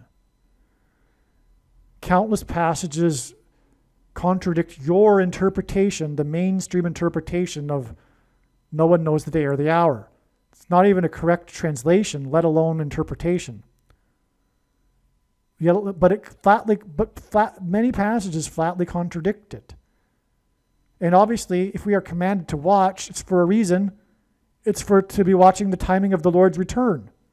That's why Jesus said in Revelation 3:3, for example, therefore watch. If you do not watch, I will come at an hour you do not expect. Therefore, if you are watching, you will know the hour. It's clear. That's just for one example. And I'm not going to make this any more about that. So anyway, if you want to figure out when that 1,260 days is or 42 months day is, go ahead. But there might be signs on that day that you won't be able to recognize. Or maybe you will. I don't know what God will do on those days. Probably there'll be something that some people will recognize, but just vaguely. They won't be able to connect it necessarily to the other prophetic signs to give it its full meaning. And I don't say that. It has nothing to do with me. I'm just the messenger here. I'm just telling you how it is. And I have to say the truth. I have to tell you that the majority of God's signs and the full intended meaning of the signs is not being explained anywhere else. The rest of this write-up relates to Kobe Bryant and his crash. So I'm going to get into something else here. Before I do that, I'm going to jump down here because this is relevant to the New England Patriots. This is amazing. Stay tuned and wait till you hear this. The New England Patriots won the AFC Championship game in 2026 by only scoring one touchdown, 7 points. This pointed to the Super Bowl 7 years earlier when the Patriots only scored one touchdown, 7 points, to win the Super Bowl. And this touchdown was scored with 7.00 remaining in the game. The New England Patriots AFC Championship game in 2026 was also 7 years after they won the AFC Championship game. In dramatic come-from-behind fashion, at the end of the game with a prophetic touchdown. That AFC Championship game in 2019, which by the way was in overtime, that AFC Championship game in 2019. So you see what I'm saying here. We already established the 7 years connection from this AFC Championship game in 2026, right? Because there was only one touchdown, 7 points, and then 7 years earlier was the Super Bowl in which they only scored one touchdown. But what about the semifinals game that year to get into that Super Bowl? Because this was an AFC Championship game, and so 7 years ago, we had an AFC Championship game. And that game also came down to a winning touchdown in dramatic fashion in overtime. Well, they came back. The reason why I was come from behind is because they came back from behind at the end of the game, at the very end of the game, to tie the game, to send it into overtime. And then they won the coin toss and then scored a touchdown. So it was all about the winning touchdown, 7 points. So it's 7 years. So in other words, again, the AFC Championship game this year points back to the AFC Championship game 7 years ago, which was also about one winning touchdown in overtime. All right, now, the AFC Championship game in 2019 was under a blood moon lunar eclipse. Okay, it was outdoors in Kansas City. And this was the only other time in history a championship game in professional sports was played or held under a blood moon lunar eclipse also involved Boston or New England. The Boston Red Sox won the World Series on October 27th, 2004, when they beat the St. Louis Cardinals next to the Gateway Arch in St. Louis. That World Series game was under a blood moon. Both the New England Patriots AFC Championship game in 2019 and the Boston Red Sox World Series game in 2004 were both under a blood moon lunar eclipse, and they were both played in the state of Missouri. Missouri is the 24th state. These two championship games in the 24th state under blood moon lunar eclipses hint at 24 and 24. And G2424 in the Greek concordance to the Bible is the word for the name Jesus. The moon, a giant rock, is symbolic of Jesus. Also, the sun symbolizes God the Father, and the sun's light is too bright for us to gaze at, but we can gaze at the sun's light reflected off of the moon. This is why watching for the timing of the moon in the Bible is important, as it symbolizes the watching for the timing of the Lord's return, which includes watching moon signs, including these blood moon lunar eclipses, both of which were over championship games in the 24th state, which gives us the name Jesus. And both involved Boston, which symbolizes America, the spiritual founding of America. Making, by the way, this judgment warning for America. Busch Stadium in St. Louis, where that game was played, that World Series game, is where Kamala Harris and Gavin Newsom are predicted to die in a plane crash. Their deaths will clear the way for the 44th president to return to the White House as the president. This is why the Boston Red Sox beat the supposed sports curse, the Curse of the Bambino, by beating the St. Louis Cardinals 4-0 in the year 2004, after beating 4 games in a row the New York Yankees in the American League Championship. And the Curse of the Bambino is about how the Red Sox traded Babe Ruth to the New York Yankees, which is why since 1918, the Red Sox hadn't won the World Series. Well, this is the curse anyway, but that curse was finally broken in 2004 when they won 4-0 after beating New York 4 games in a row. After, by the way, they were down 3-0. It was the most dramatic comeback in playoff history. But not only that, it was against the Yankees, it was the Red Sox, it was all about the Curse of the Bambino. So God decided that even when the Curse of the Bambino was broken, it would be against the Yankees after they were down 3-0 to make it super dramatic. And finally overcoming the curse, If you know about the Boston curse, right? If you know baseball history.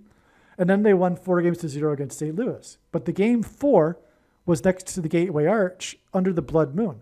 And in the Bible, judgment symbolically begins at the gate.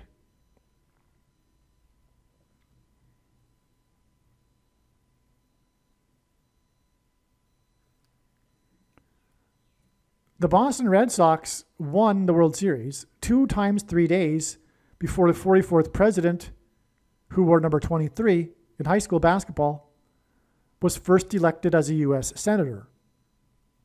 So this was an omen, in other words, that pointed to the Antichrist, the curse of the Antichrist. The Curse of Bambino hints at the curse of the Antichrist. Okay, 2 times 3 days to the first elected U.S. Senator, 44th president, that's a pairing of 23 and 44, which is, as I explained earlier, is how God's signs works. There's much more to that, actually. I forget all the details, though. because prior to that, the Cleveland Indians beat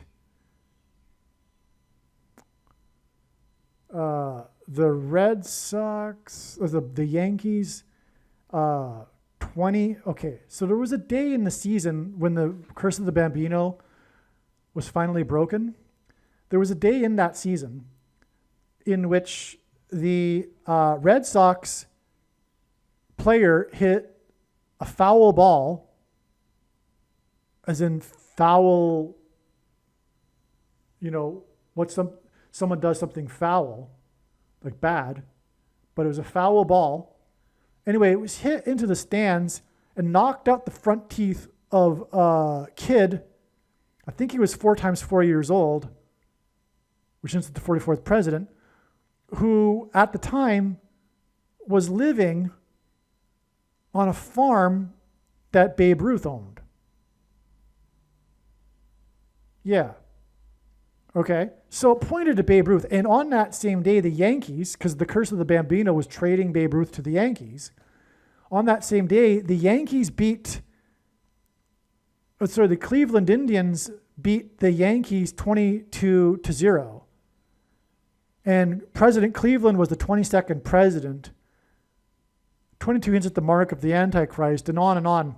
I think those are the details, but the date of that also connected. I could look it up, and why don't I just do that? Okay. So as I was explaining, there was an omen earlier in the season, before the Red Sox finally broke the Curse of the Bambino, in which the 4 times 4 year old kid who was living on the farm that Babe Ruth owned got his teeth knocked out by the player. Let me see what. Well, you know what? He was number 24. And the Red Sox won the World Series in the 24th state. They finally broke the Curse of the Bambino. Let me go back. Actually, the Curse of the Bambino began in 1918. Let me give you the real truth about the Curse of the Bambino. It's not about Babe Ruth. It's symbolically about Babe Ruth. God is using it in his signs, like I'm explaining here. But 1918 was the other year that's not as famous as 1919 for corruption in the World Series. We all know the Black Sox World Series 1919, when the Chicago White Sox threw the World Series against the Cincinnati Reds, right? We all know that. And the reason why that was is because at that time, the players weren't being paid enough because of World War I and stuff like this, okay? Anyway, that brought in, as a result, the first commissioner of baseball, who was given unchecked power over every person in baseball exactly 666 days after the ratification of the 6+6+6th Amendment, the 18th Amendment, which restricted the ability to buy and sell alcohol. Well, Bible prophecy talks about the Antichrist restricting the ability to buy and sell food. Barack Obama, the Antichrist, will restrict the buying and selling of food, of rationed food in the crisis, to only those who take the mark of the Antichrist. Okay, so anyway, the 1918 World Series was also thrown by another team from Chicago. Again, Barack Obama, the Antichrist, is from Chicago. So in 1918, the Chicago Cubs threw the World Series against the Boston Red Sox. And these are the three teams that had these curses, these massive curses in baseball history. The Red Sox, the White Sox, and the Boston Red Sox, the Chicago White Sox, and the Chicago Cubs. Well, Red Sox and White Sox obviously give us red and white, but one of the nicknames for the Cubs is the Blue Bears. So that gives us red, white, and blue, which is the colors of America, which makes us an America sign. And the day that the final game of the 1918 World Series was on 9/11. And that day was exactly 1,260 months after the British landed at Washington's Mount Vernon Estate on 9/11, exactly 188 years before 9/11, as I explained earlier. So that's the red, white, and blue curse is what it is. But it's the Antichrist. It's the curse of the Antichrist, because also these three teams also broke prophetically their curses during the time that Barack Obama was in Washington. Starting with the White Sox. And Barack Obama, as a senator, threw out the first pitch in the most controversial playoff game in history when the umpire's call changed the outcome of the game and the series. In other words, the game was shoplifted from the pitcher on the mound who should have gotten a strikeout to end the game, but then ended up losing the game because of the missed call. But that player for the Angels, Los Angeles, as in fallen angels, was number 45, which into the 44th president in the shoplifted referendum.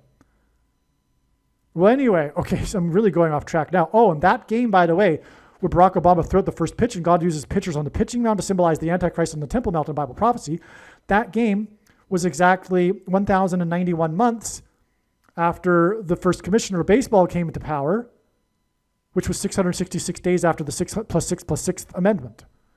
Okay, so you got all that background there, the red, white, and blue curses, right? And the Cubs, they won the World Series and came to the White House 4 days before the 44th president left office, and the star player number 44, named Rice, or Rizzo, which is Italian for rice, gave Barack Obama jersey number 44, 4 days before he left office, the 44th president.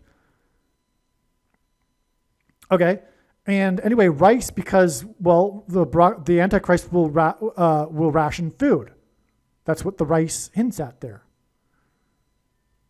So the Cubs, and now, as I've just explained in this video, the Red Sox broke their curse right before Barack Obama was elected, first time to Washington, D.C. So you get the idea here, okay?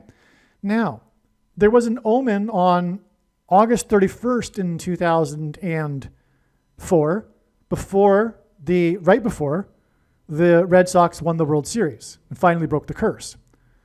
On August 31st, like I said, the fan got his teeth busted in by player number 24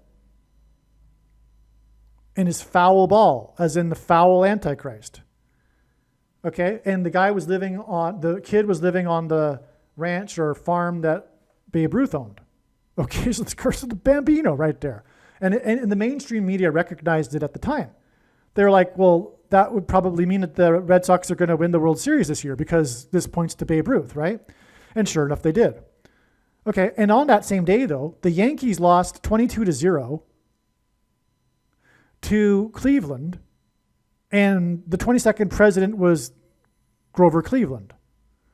But the 22nd president was the only president to serve non-consecutive terms before President Trump. But President Trump really won, 3 referendums in a row. But anyway, that hints at how Barack Obama will serve non-consecutive terms. Okay, so anyway, that day, August 31st, was exactly 9 weeks before Obama was elected. 9 is the most important number, as from the Bible, it symbolizes God's judgment. That day also, August 31st, 2004, was exactly 9 plus 9 weeks before Obama was sworn in 2005. And that day was 9 months and 23 days before they won the World Series. Or the White Sox, that is. I think.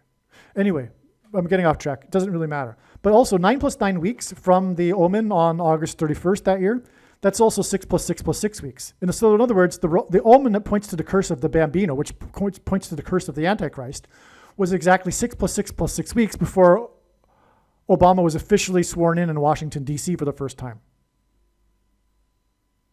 Okay, also, this 6 plus 6 plus 6 weeks from this August 31st date, this Curse of the Bambino date, which hints at the curse of the Antichrist, which connects to the arrival of the Antichrist for the first time.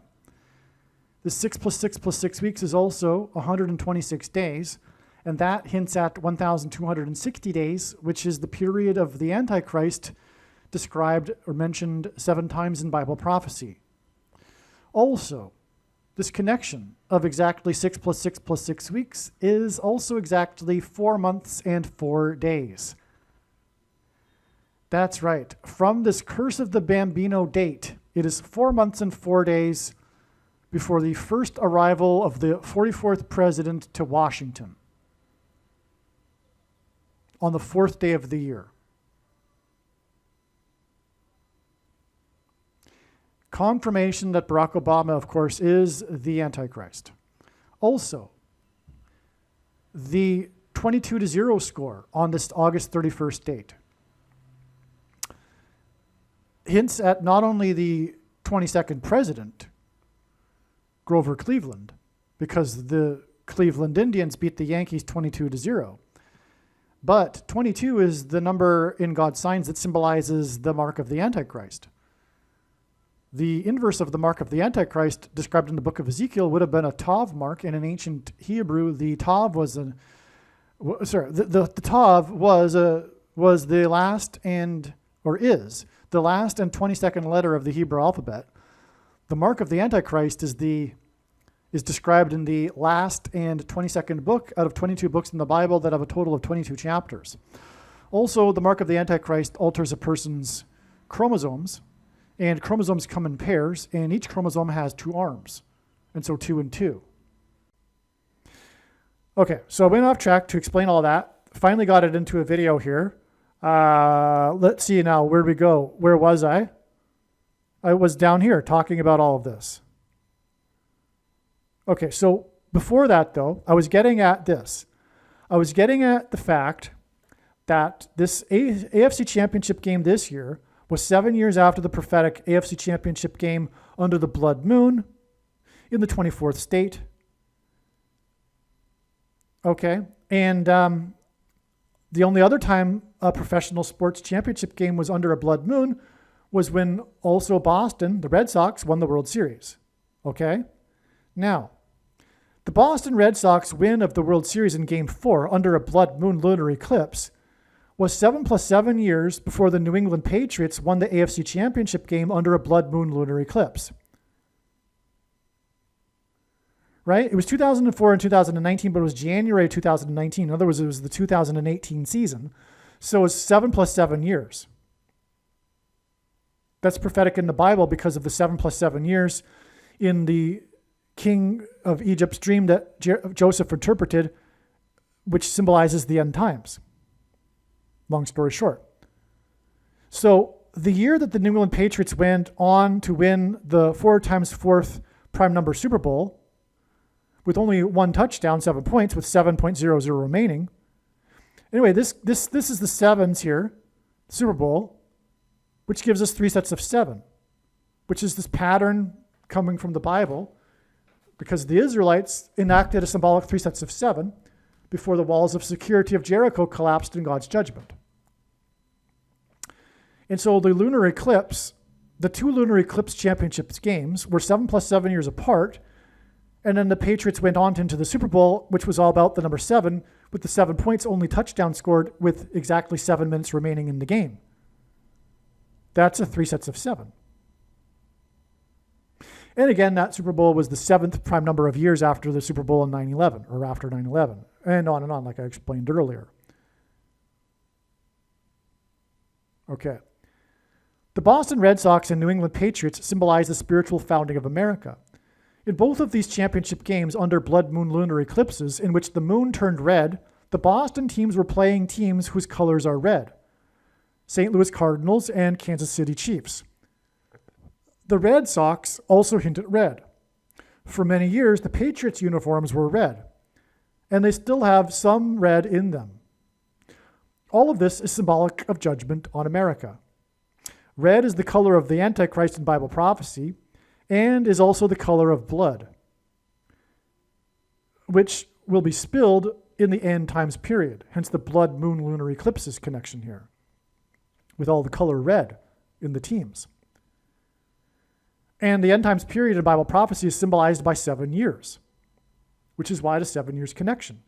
From the blood moon, which is why the 7 plus 7 years connection in between the two blood moon lunar eclipse championships games involving Boston and teams involving red, and also both being in the 24th state, Missouri, where the blood will be shed by Kamala Harris and Gavin Newsom when they are predicted to crash in a plane crash, which will clear the way for the Antichrist to come to Washington, D.C. again as the president. Okay, but also the AFC Championship game 7 years ago was 7 years before this year's AFC Championship game. And that game was also under the blood moon lunar eclipse.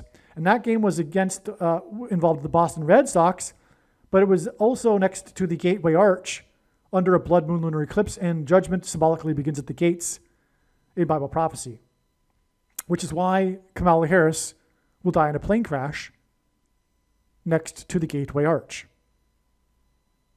The 49th vice president in the area code that hints at the number 49, as I explained, which will clear the way for the 49th president, Michelle Obama, M.O., as in Missouri.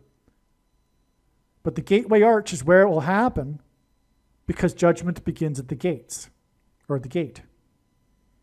And her plane crash will be judgment, leading to the judgment of the Antichrist on the nation. Hence why Boston, which symbolizes America. Okay, the rest of this video, the rest of this write-up here, relates to Kobe Bryant. I'm going to give some more details regarding the Kobe Bryant connection here. And this crash, the plane crash that occurred on this date, January 25th, that I mentioned earlier. But not necessarily to the predicted stock market peak crash on the date 2/6/26. But I'm just going to add some more color here, some more detail. I'm including this information here because the connections between the signs on January 25th and Kobe's crash serves to further confirm the validity of how Kobe's crash hints at the predicted stock market peak on the date 2/6/26 and subsequent crash. Again, Kobe's crash in 2020 was 24 days, and he wore number 24 before the COVID peak and crash. Okay, so furthermore, the precedent is that Kobe's crash was a sign from God that pointed to the precise date of the peak before the COVID stock market crash. Kobe wore number 24, and he crashed 24 days before the peak and beginning of the crash that year. Now, Kobe was born on the date 8/23. Through God's signs, Kobe's birth date has been demonstrated to be important. On January 25th, a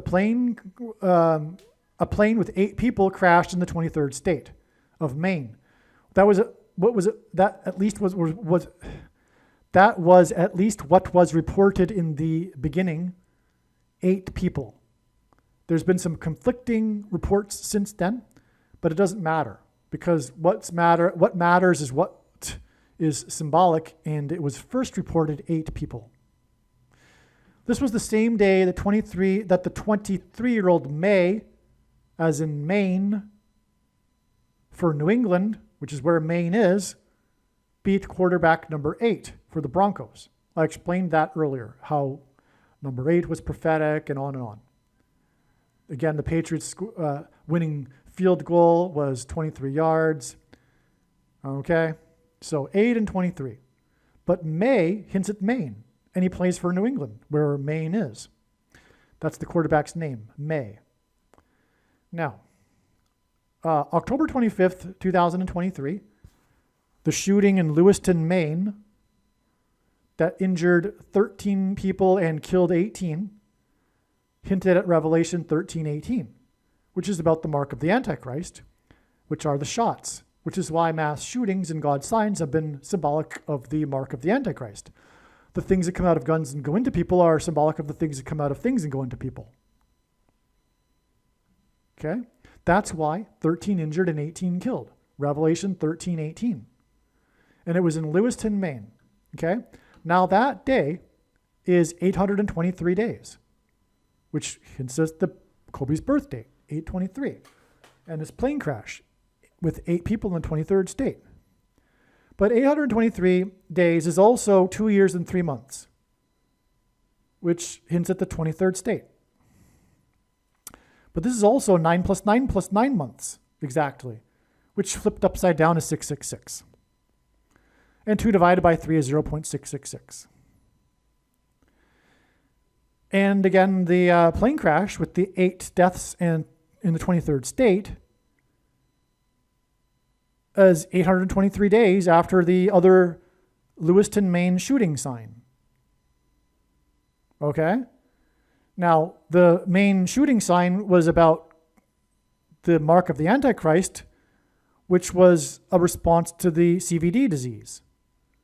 Well, Kobe sounded out in Hebrew is COVID. And he was born on the date 8/23, and his aviation crash at 9 a.m. with 9 deaths confirms this 9 plus 9 plus 9 months connection. But also 2 years and 3 months, because that hints at 23, and 9 pairs with 23. Now, January 25th, 2026 was 1,091 days after January 20th, 2029, and the basketball president was inaugurated, who wore number 23. But Kobe Bryant obviously was a basketball star, and so that's why this crash that hints at Kobe Bryant connects with this 911 number, plane crash is 911, to the predicted inauguration of Michelle and Barack Obama back at the White House. January 25th, 2029 is 900 plus 10 days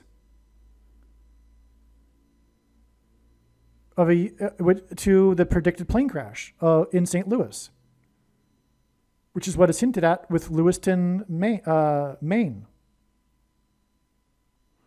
That's a typo. Should be ME for Maine.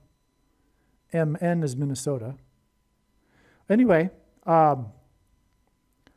okay, so this is also equivalent to 252.0% of a year. And in Bible prophecy, the period of the Antichrist is symbolized by 2,520 days. Okay, so that's a second witness to confirmation to the 900 plus 10 days connection. So from the Lewiston, Maine shooting, we have the prophetic connection to January 25th, which I explained, and January 25th connects to, as I just explained, to St. Louis, which is what Lewiston hints at.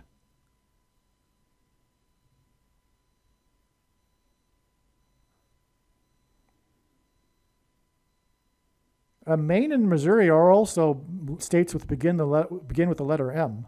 Anyway. And anyway, the plane crash will clear the way for the return to power of the basketball president, the 6 plus 6 plus 6th triangular number of days later on January 20th. From, in other words, the predicted plane crash, it is the 6 plus 6 plus 6th triangular number of days to the return of the Antichrist to the White House.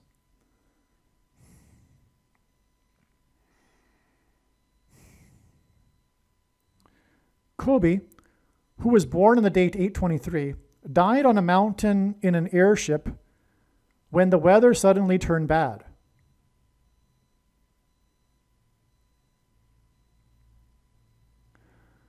On January 25th, 8 people died in a plane crash in the 23rd state when the weather suddenly turned bad. That's the thing. That's the connection here. More confirmation. It's all about the weather. Now, I'm getting to it, but so it is believed the plane crashed due to ice on its wings. On this same day, quarterback number 8 was beaten by the 23-year-old quarterback May, as in Maine, the 23rd state, in a game known for the weather suddenly turning bad and icy. Okay, so the game is known. That's why they only scored 1 touchdown, by the way. The game is known for the weather in Denver suddenly turning bad and icy, and the plane is believed to have crashed on the same day due to ice on its wings and the weather suddenly turning bad, which is what happened when Kobe died in a helicopter crash when the weather suddenly turned bad. This game was played in Mile High Stadium in the Mountain State. Kobe's airship crashed into a mountain. These signs involving sudden icy weather occurred on the same weekend as the ice shooting in cold weather in Minneapolis, Minnesota, which is the 32nd state, which hints at the 23rd state. 32 and 23 being mirrors of each other. Kobe played for the Lakers franchise, which originated in Minneapolis, Minnesota, and was named after the many freshwater lakes in the region. Further connecting all of this to Kobe, who played for the Lakers. Because of the icy connection here to the game, May, New England, 23rd state, Maine, 23-year-old yard field goal. Okay, clearly. Now, the weather crashed the plane because of bad weather, as did Kobe Bryant's crash on the date 8/23. Again, this crash was 823 days after the Lewiston, Maine shooting, but we have the shooting involving ice, as in the cold weather in Minneapolis, as in the weather turning bad and icy in the football game, and the plane crashing due to icy wings in the cold weather that turned bad. So you get the idea. And Kobe, again, because the Lakers are from Minneapolis because of the lakes. Right? Of course, the Lakers also hint at the Lake of Fire, the opposite of frigid weather. But you get my point here. All of this paragraph here really confirms that all of this is a Kobe Bryant sign. Now, given again that Kobe Bryant and his crash predicted the prior stock market crash, this obviously is hinting at the date of this stock market crash, which, as I've said, will be 11 days later, which pairs with the 23. With the whoa exclamation mark, as I explained earlier. Anti-ice hints at antichrist. The people that are protesting against ice, the anti-ice people, have the spirit of antichrist, and that is a fact. Okay? And when this prediction comes to pass, it'll prove what I am saying. Again, I know far better than you the reason and purpose for this prediction, and it is to prove the controversial things that I am saying. It is obvious to those who have any modicum of wisdom that the anti-ice people have the spirit of antichrist.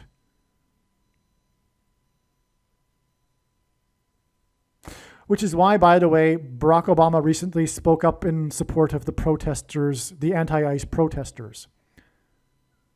Because he is the Antichrist. Okay. On September 24th, 2025, there was a shooting at an ice facility in Dallas, the home of the Nicolaitan doctrine and the evangelical church, in which the shooter reportedly shot and killed 2 illegal aliens being held by ICE. On the bullets, the perpetrator had written anti-ice. The 2 illegal aliens hint at the 2 antichrists who will claim that the demons pretending to be aliens are in fact aliens, not pretending to be demons. I mean, you get my point? Which is what, anyway, illegal aliens hint at, the coming invasion of demons. Manifested as aliens and UFOs, etc.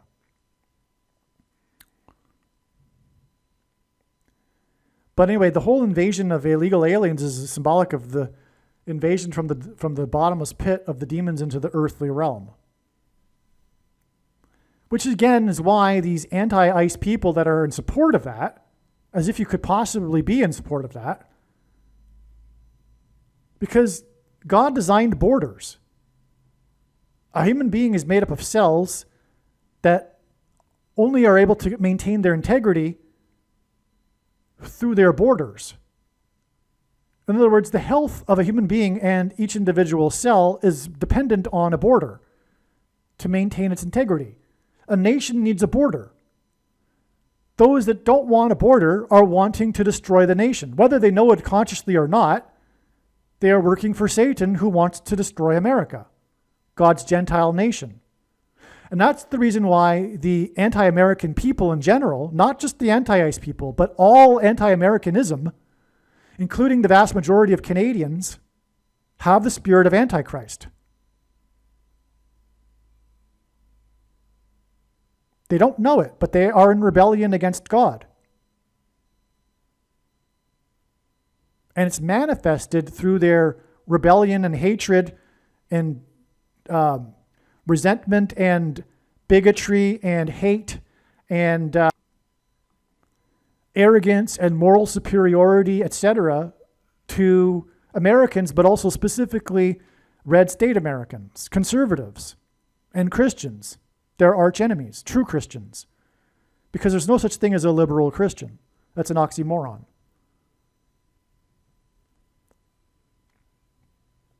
And what I mean by liberal is I mean leftist.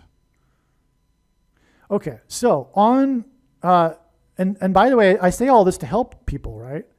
That's the point here. I'm not here to just condemn people. I'm here to help. That's the point of this prediction. And on, including the leftist Christians that aren't Christians, on September 24th, 2025, there was a shooting at an, I already did this. Okay, so September 24th, 2025 was 30 months and 14 days, which since that Isaiah 31:4, which describes the Antichrist, another reason why the Antichrist will come to power through a plane crash in the area code 314. So September 24th, 2025, the day of the shooting at the ICE facility, was 3 months and 14 days to the shooting of Rene Good, which hinted at renegade, the nickname the Secret Service gave Obama, the Antichrist. January 7th, on January 7th. And that day is 122 days, which hints at Pope Francis, because his name is equal to 122 in simple English gematria, as is the name San Francisco, which rests on the 122nd longitudinal line.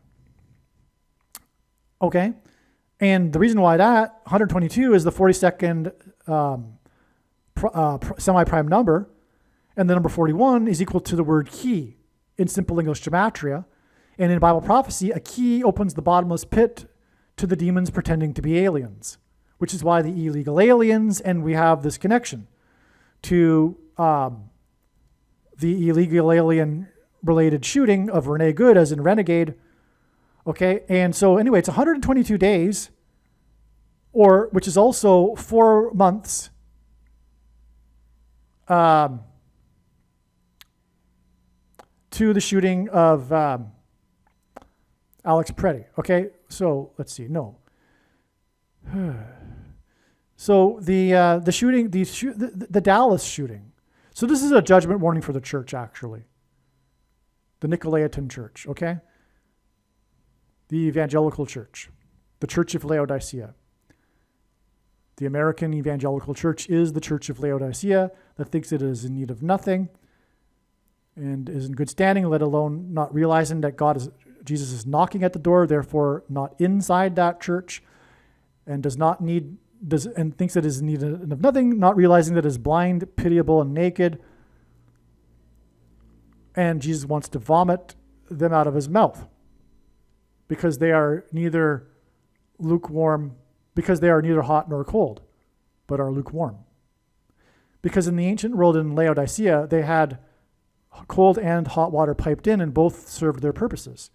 Hot water was good for cleaning, and which was good for life, and cold water was good for life. But lukewarm water served no good.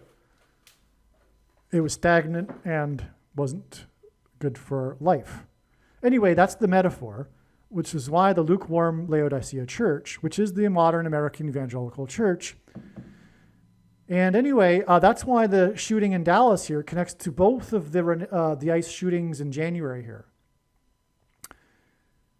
Okay? Now, Alex, because X, God is using names with X to hint at the mark of the Antichrist, and so does ICE hint at that, by the way. Because of the Kurt Vonnegut book, Cat's Cradle, in Ice 9, which is ingested in the book. And anyway, long story, the ice is symbolic of the mark of the Antichrist as well. The VACCINE. Well, anyway, let's see. What was I getting at here? So it's 4 months. It's 122 days, but it's also 4 months exactly between the two shootings. And 4 months is 2 plus 2 months, which is the 22 number symbolizes the mark of the Antichrist, as does ice and the shots. And so, and also the ice shootings were shots, and it was Alex, right? But why 22 symbolizes the mark of the Antichrist? Because the inverse of the mark of the Antichrist would have been described in the book of Ezekiel, which would have been a Tav mark, the last and 22nd letter of the Hebrew alphabet. And the mark of the Antichrist is described in the last and 22nd book out of 22 books in the Bible out of a total of 22 chapters. Also, the mark of the Antichrist alters a person's pairs of chromosomes, or chromosomes, I should say. And chromosomes come in pairs, and each chromosome has 2 arms, and so 2 and 2. Now, this is merely scratching the surface of the reasons for how this prediction is known in advance. For more information, please visit odyssey.com, spelled ODYSEE.com, or rumble.com video channel, Asteroid Prediction, and also read the website trumpprediction.com. Yes, I think that's it. That's it for this video. There'll be much more to come regarding reasons for how it is known that the stock market will peak with an all-time high and then begin the biggest crash in history on February 6th, 2026. God bless. Believe me, I know far better than you how the prediction made in this video was derived. And more importantly, I know far better than you why the righteous Christian God of the Bible has given me a voice through this prediction. If you are a quote-unquote Christian or Muslim, this prediction was not learned through a demon. Be warned that blaspheming the Holy Spirit is the unforgivable sin. If you are a New Ager or New Spirituality person, this prediction was not learned through somehow tapping into the supposed universal collective consciousness. If you are a conspiracy theorist, this prediction was not learned through figuring out a supposed code that the Illuminati and Satanists are using.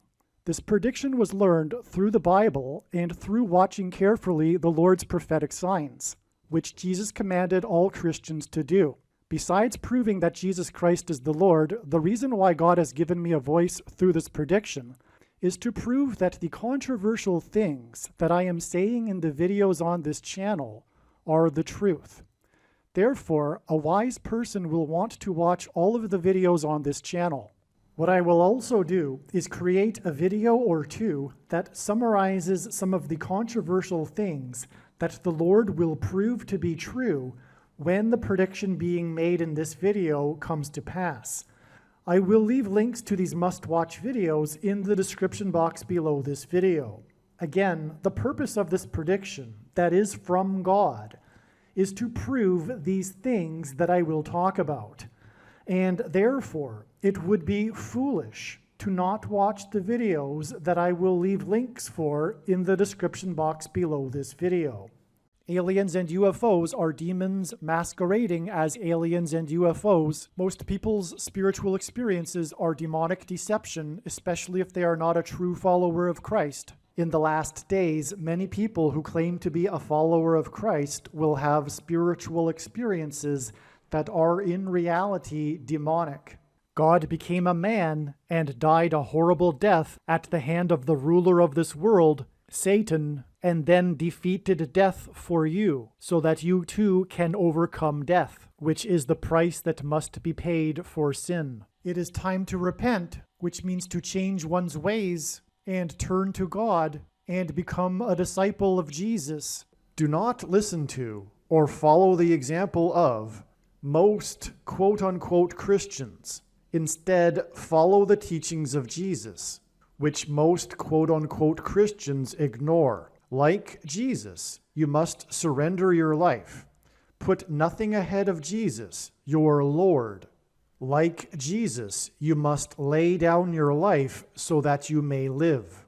As Jesus said, one must die first, like a kernel of wheat going into the ground, in order to then grow and produce fruit. And like Jesus said, one must produce fruit, or else like a branch or a tree not producing fruit, they will be thrown into the fire. Jesus was speaking to quote-unquote Christians when he said this. One must die the self in order to be born again. And like Jesus said, one must be born again to enter the kingdom. Like Jesus, you must sacrifice your life for the sake of the coming kingdom. It means to do work that involves some form of sacrifice and risk. To have faith does not mean to intellectually agree. You need to demonstrate your faith through taking action. To have faith means to trust in God's promises. Taking action demonstrates trust and fear of the Lord. The primary reason that the wrath of God is coming upon America is quote-unquote Christians that do not get what I have just explained. The only reason a Christian is alive is in order to help other people become Christians and make it to the kingdom. Do not be deceived by those on the political left claiming to be quote-unquote Christians. There is no such thing as a Christian on today's political progressive left. Jesus said, "Do not think I have come to abolish or change any bit of the law or the prophets of the Old Testament Bible." In other words, the God of the Old Testament Bible is the exact same God of the New Testament Bible. It is essential that you learn about the God of the Bible and his ways. The God of the Old Testament Bible is looking to see who will fear him, and to fear God is not the same thing as quote-unquote revering or honoring God. Through Christ's ransom payment, a Christian is someone who has been redeemed and freed from slavery to sin and Satan. In response, a true Christian recognizes that their life in this world does not belong to them, and they become a willing slave to Jesus for the sake of the kingdom. Please leave a like and upvote the video, and once this prediction has come to pass, share this video with everyone you know, and more, don't stop sharing it everywhere in social media. And don't only put the link to this video or another video on this channel in comments sections of places you typically visit, but importantly, put the link to the video in places you never visit, where people who don't think like you visit. If you are a quote-unquote Christian, nothing in terms of an evangelism tool compares to this video with its prediction. It is a massive bag of gold. Beware of Jesus' warning through the quote-unquote Christian that did nothing with his bag of gold and was banished to hell. Also, read Ezekiel chapter 3 and 33 for this same warning. If you think you might be spending too much time watching videos instead of working and sacrificing for the kingdom through handing out flyers and potentially helping hundreds of people in the same length of time as a video, my flyer is filled with amazing information that people need to know right now, and it points people to the video channel. Now is not the time to be handing out typical evangelical tracts that are largely based in error anyway, such as, quote, Jesus loves you, unquote, for example. You can hand out the flyer on busy street corners, put them on car windshields in busy parking lots, and put them in mailboxes. Just send the file to your local print shop. You can download the file from the website. Please leave a like and upvote the video, and once this prediction has come to pass, share this video with everyone you know, and more, don't stop sharing it everywhere in social media. It is essential that everyone immediately read the homepage of my website, asteroidprediction.com. If you are watching this on the YouTube platform, please note that not all of the videos are on YouTube. You need to switch to the Odyssey.com or Rumble.com channel, and do it now in case you aren't able to later.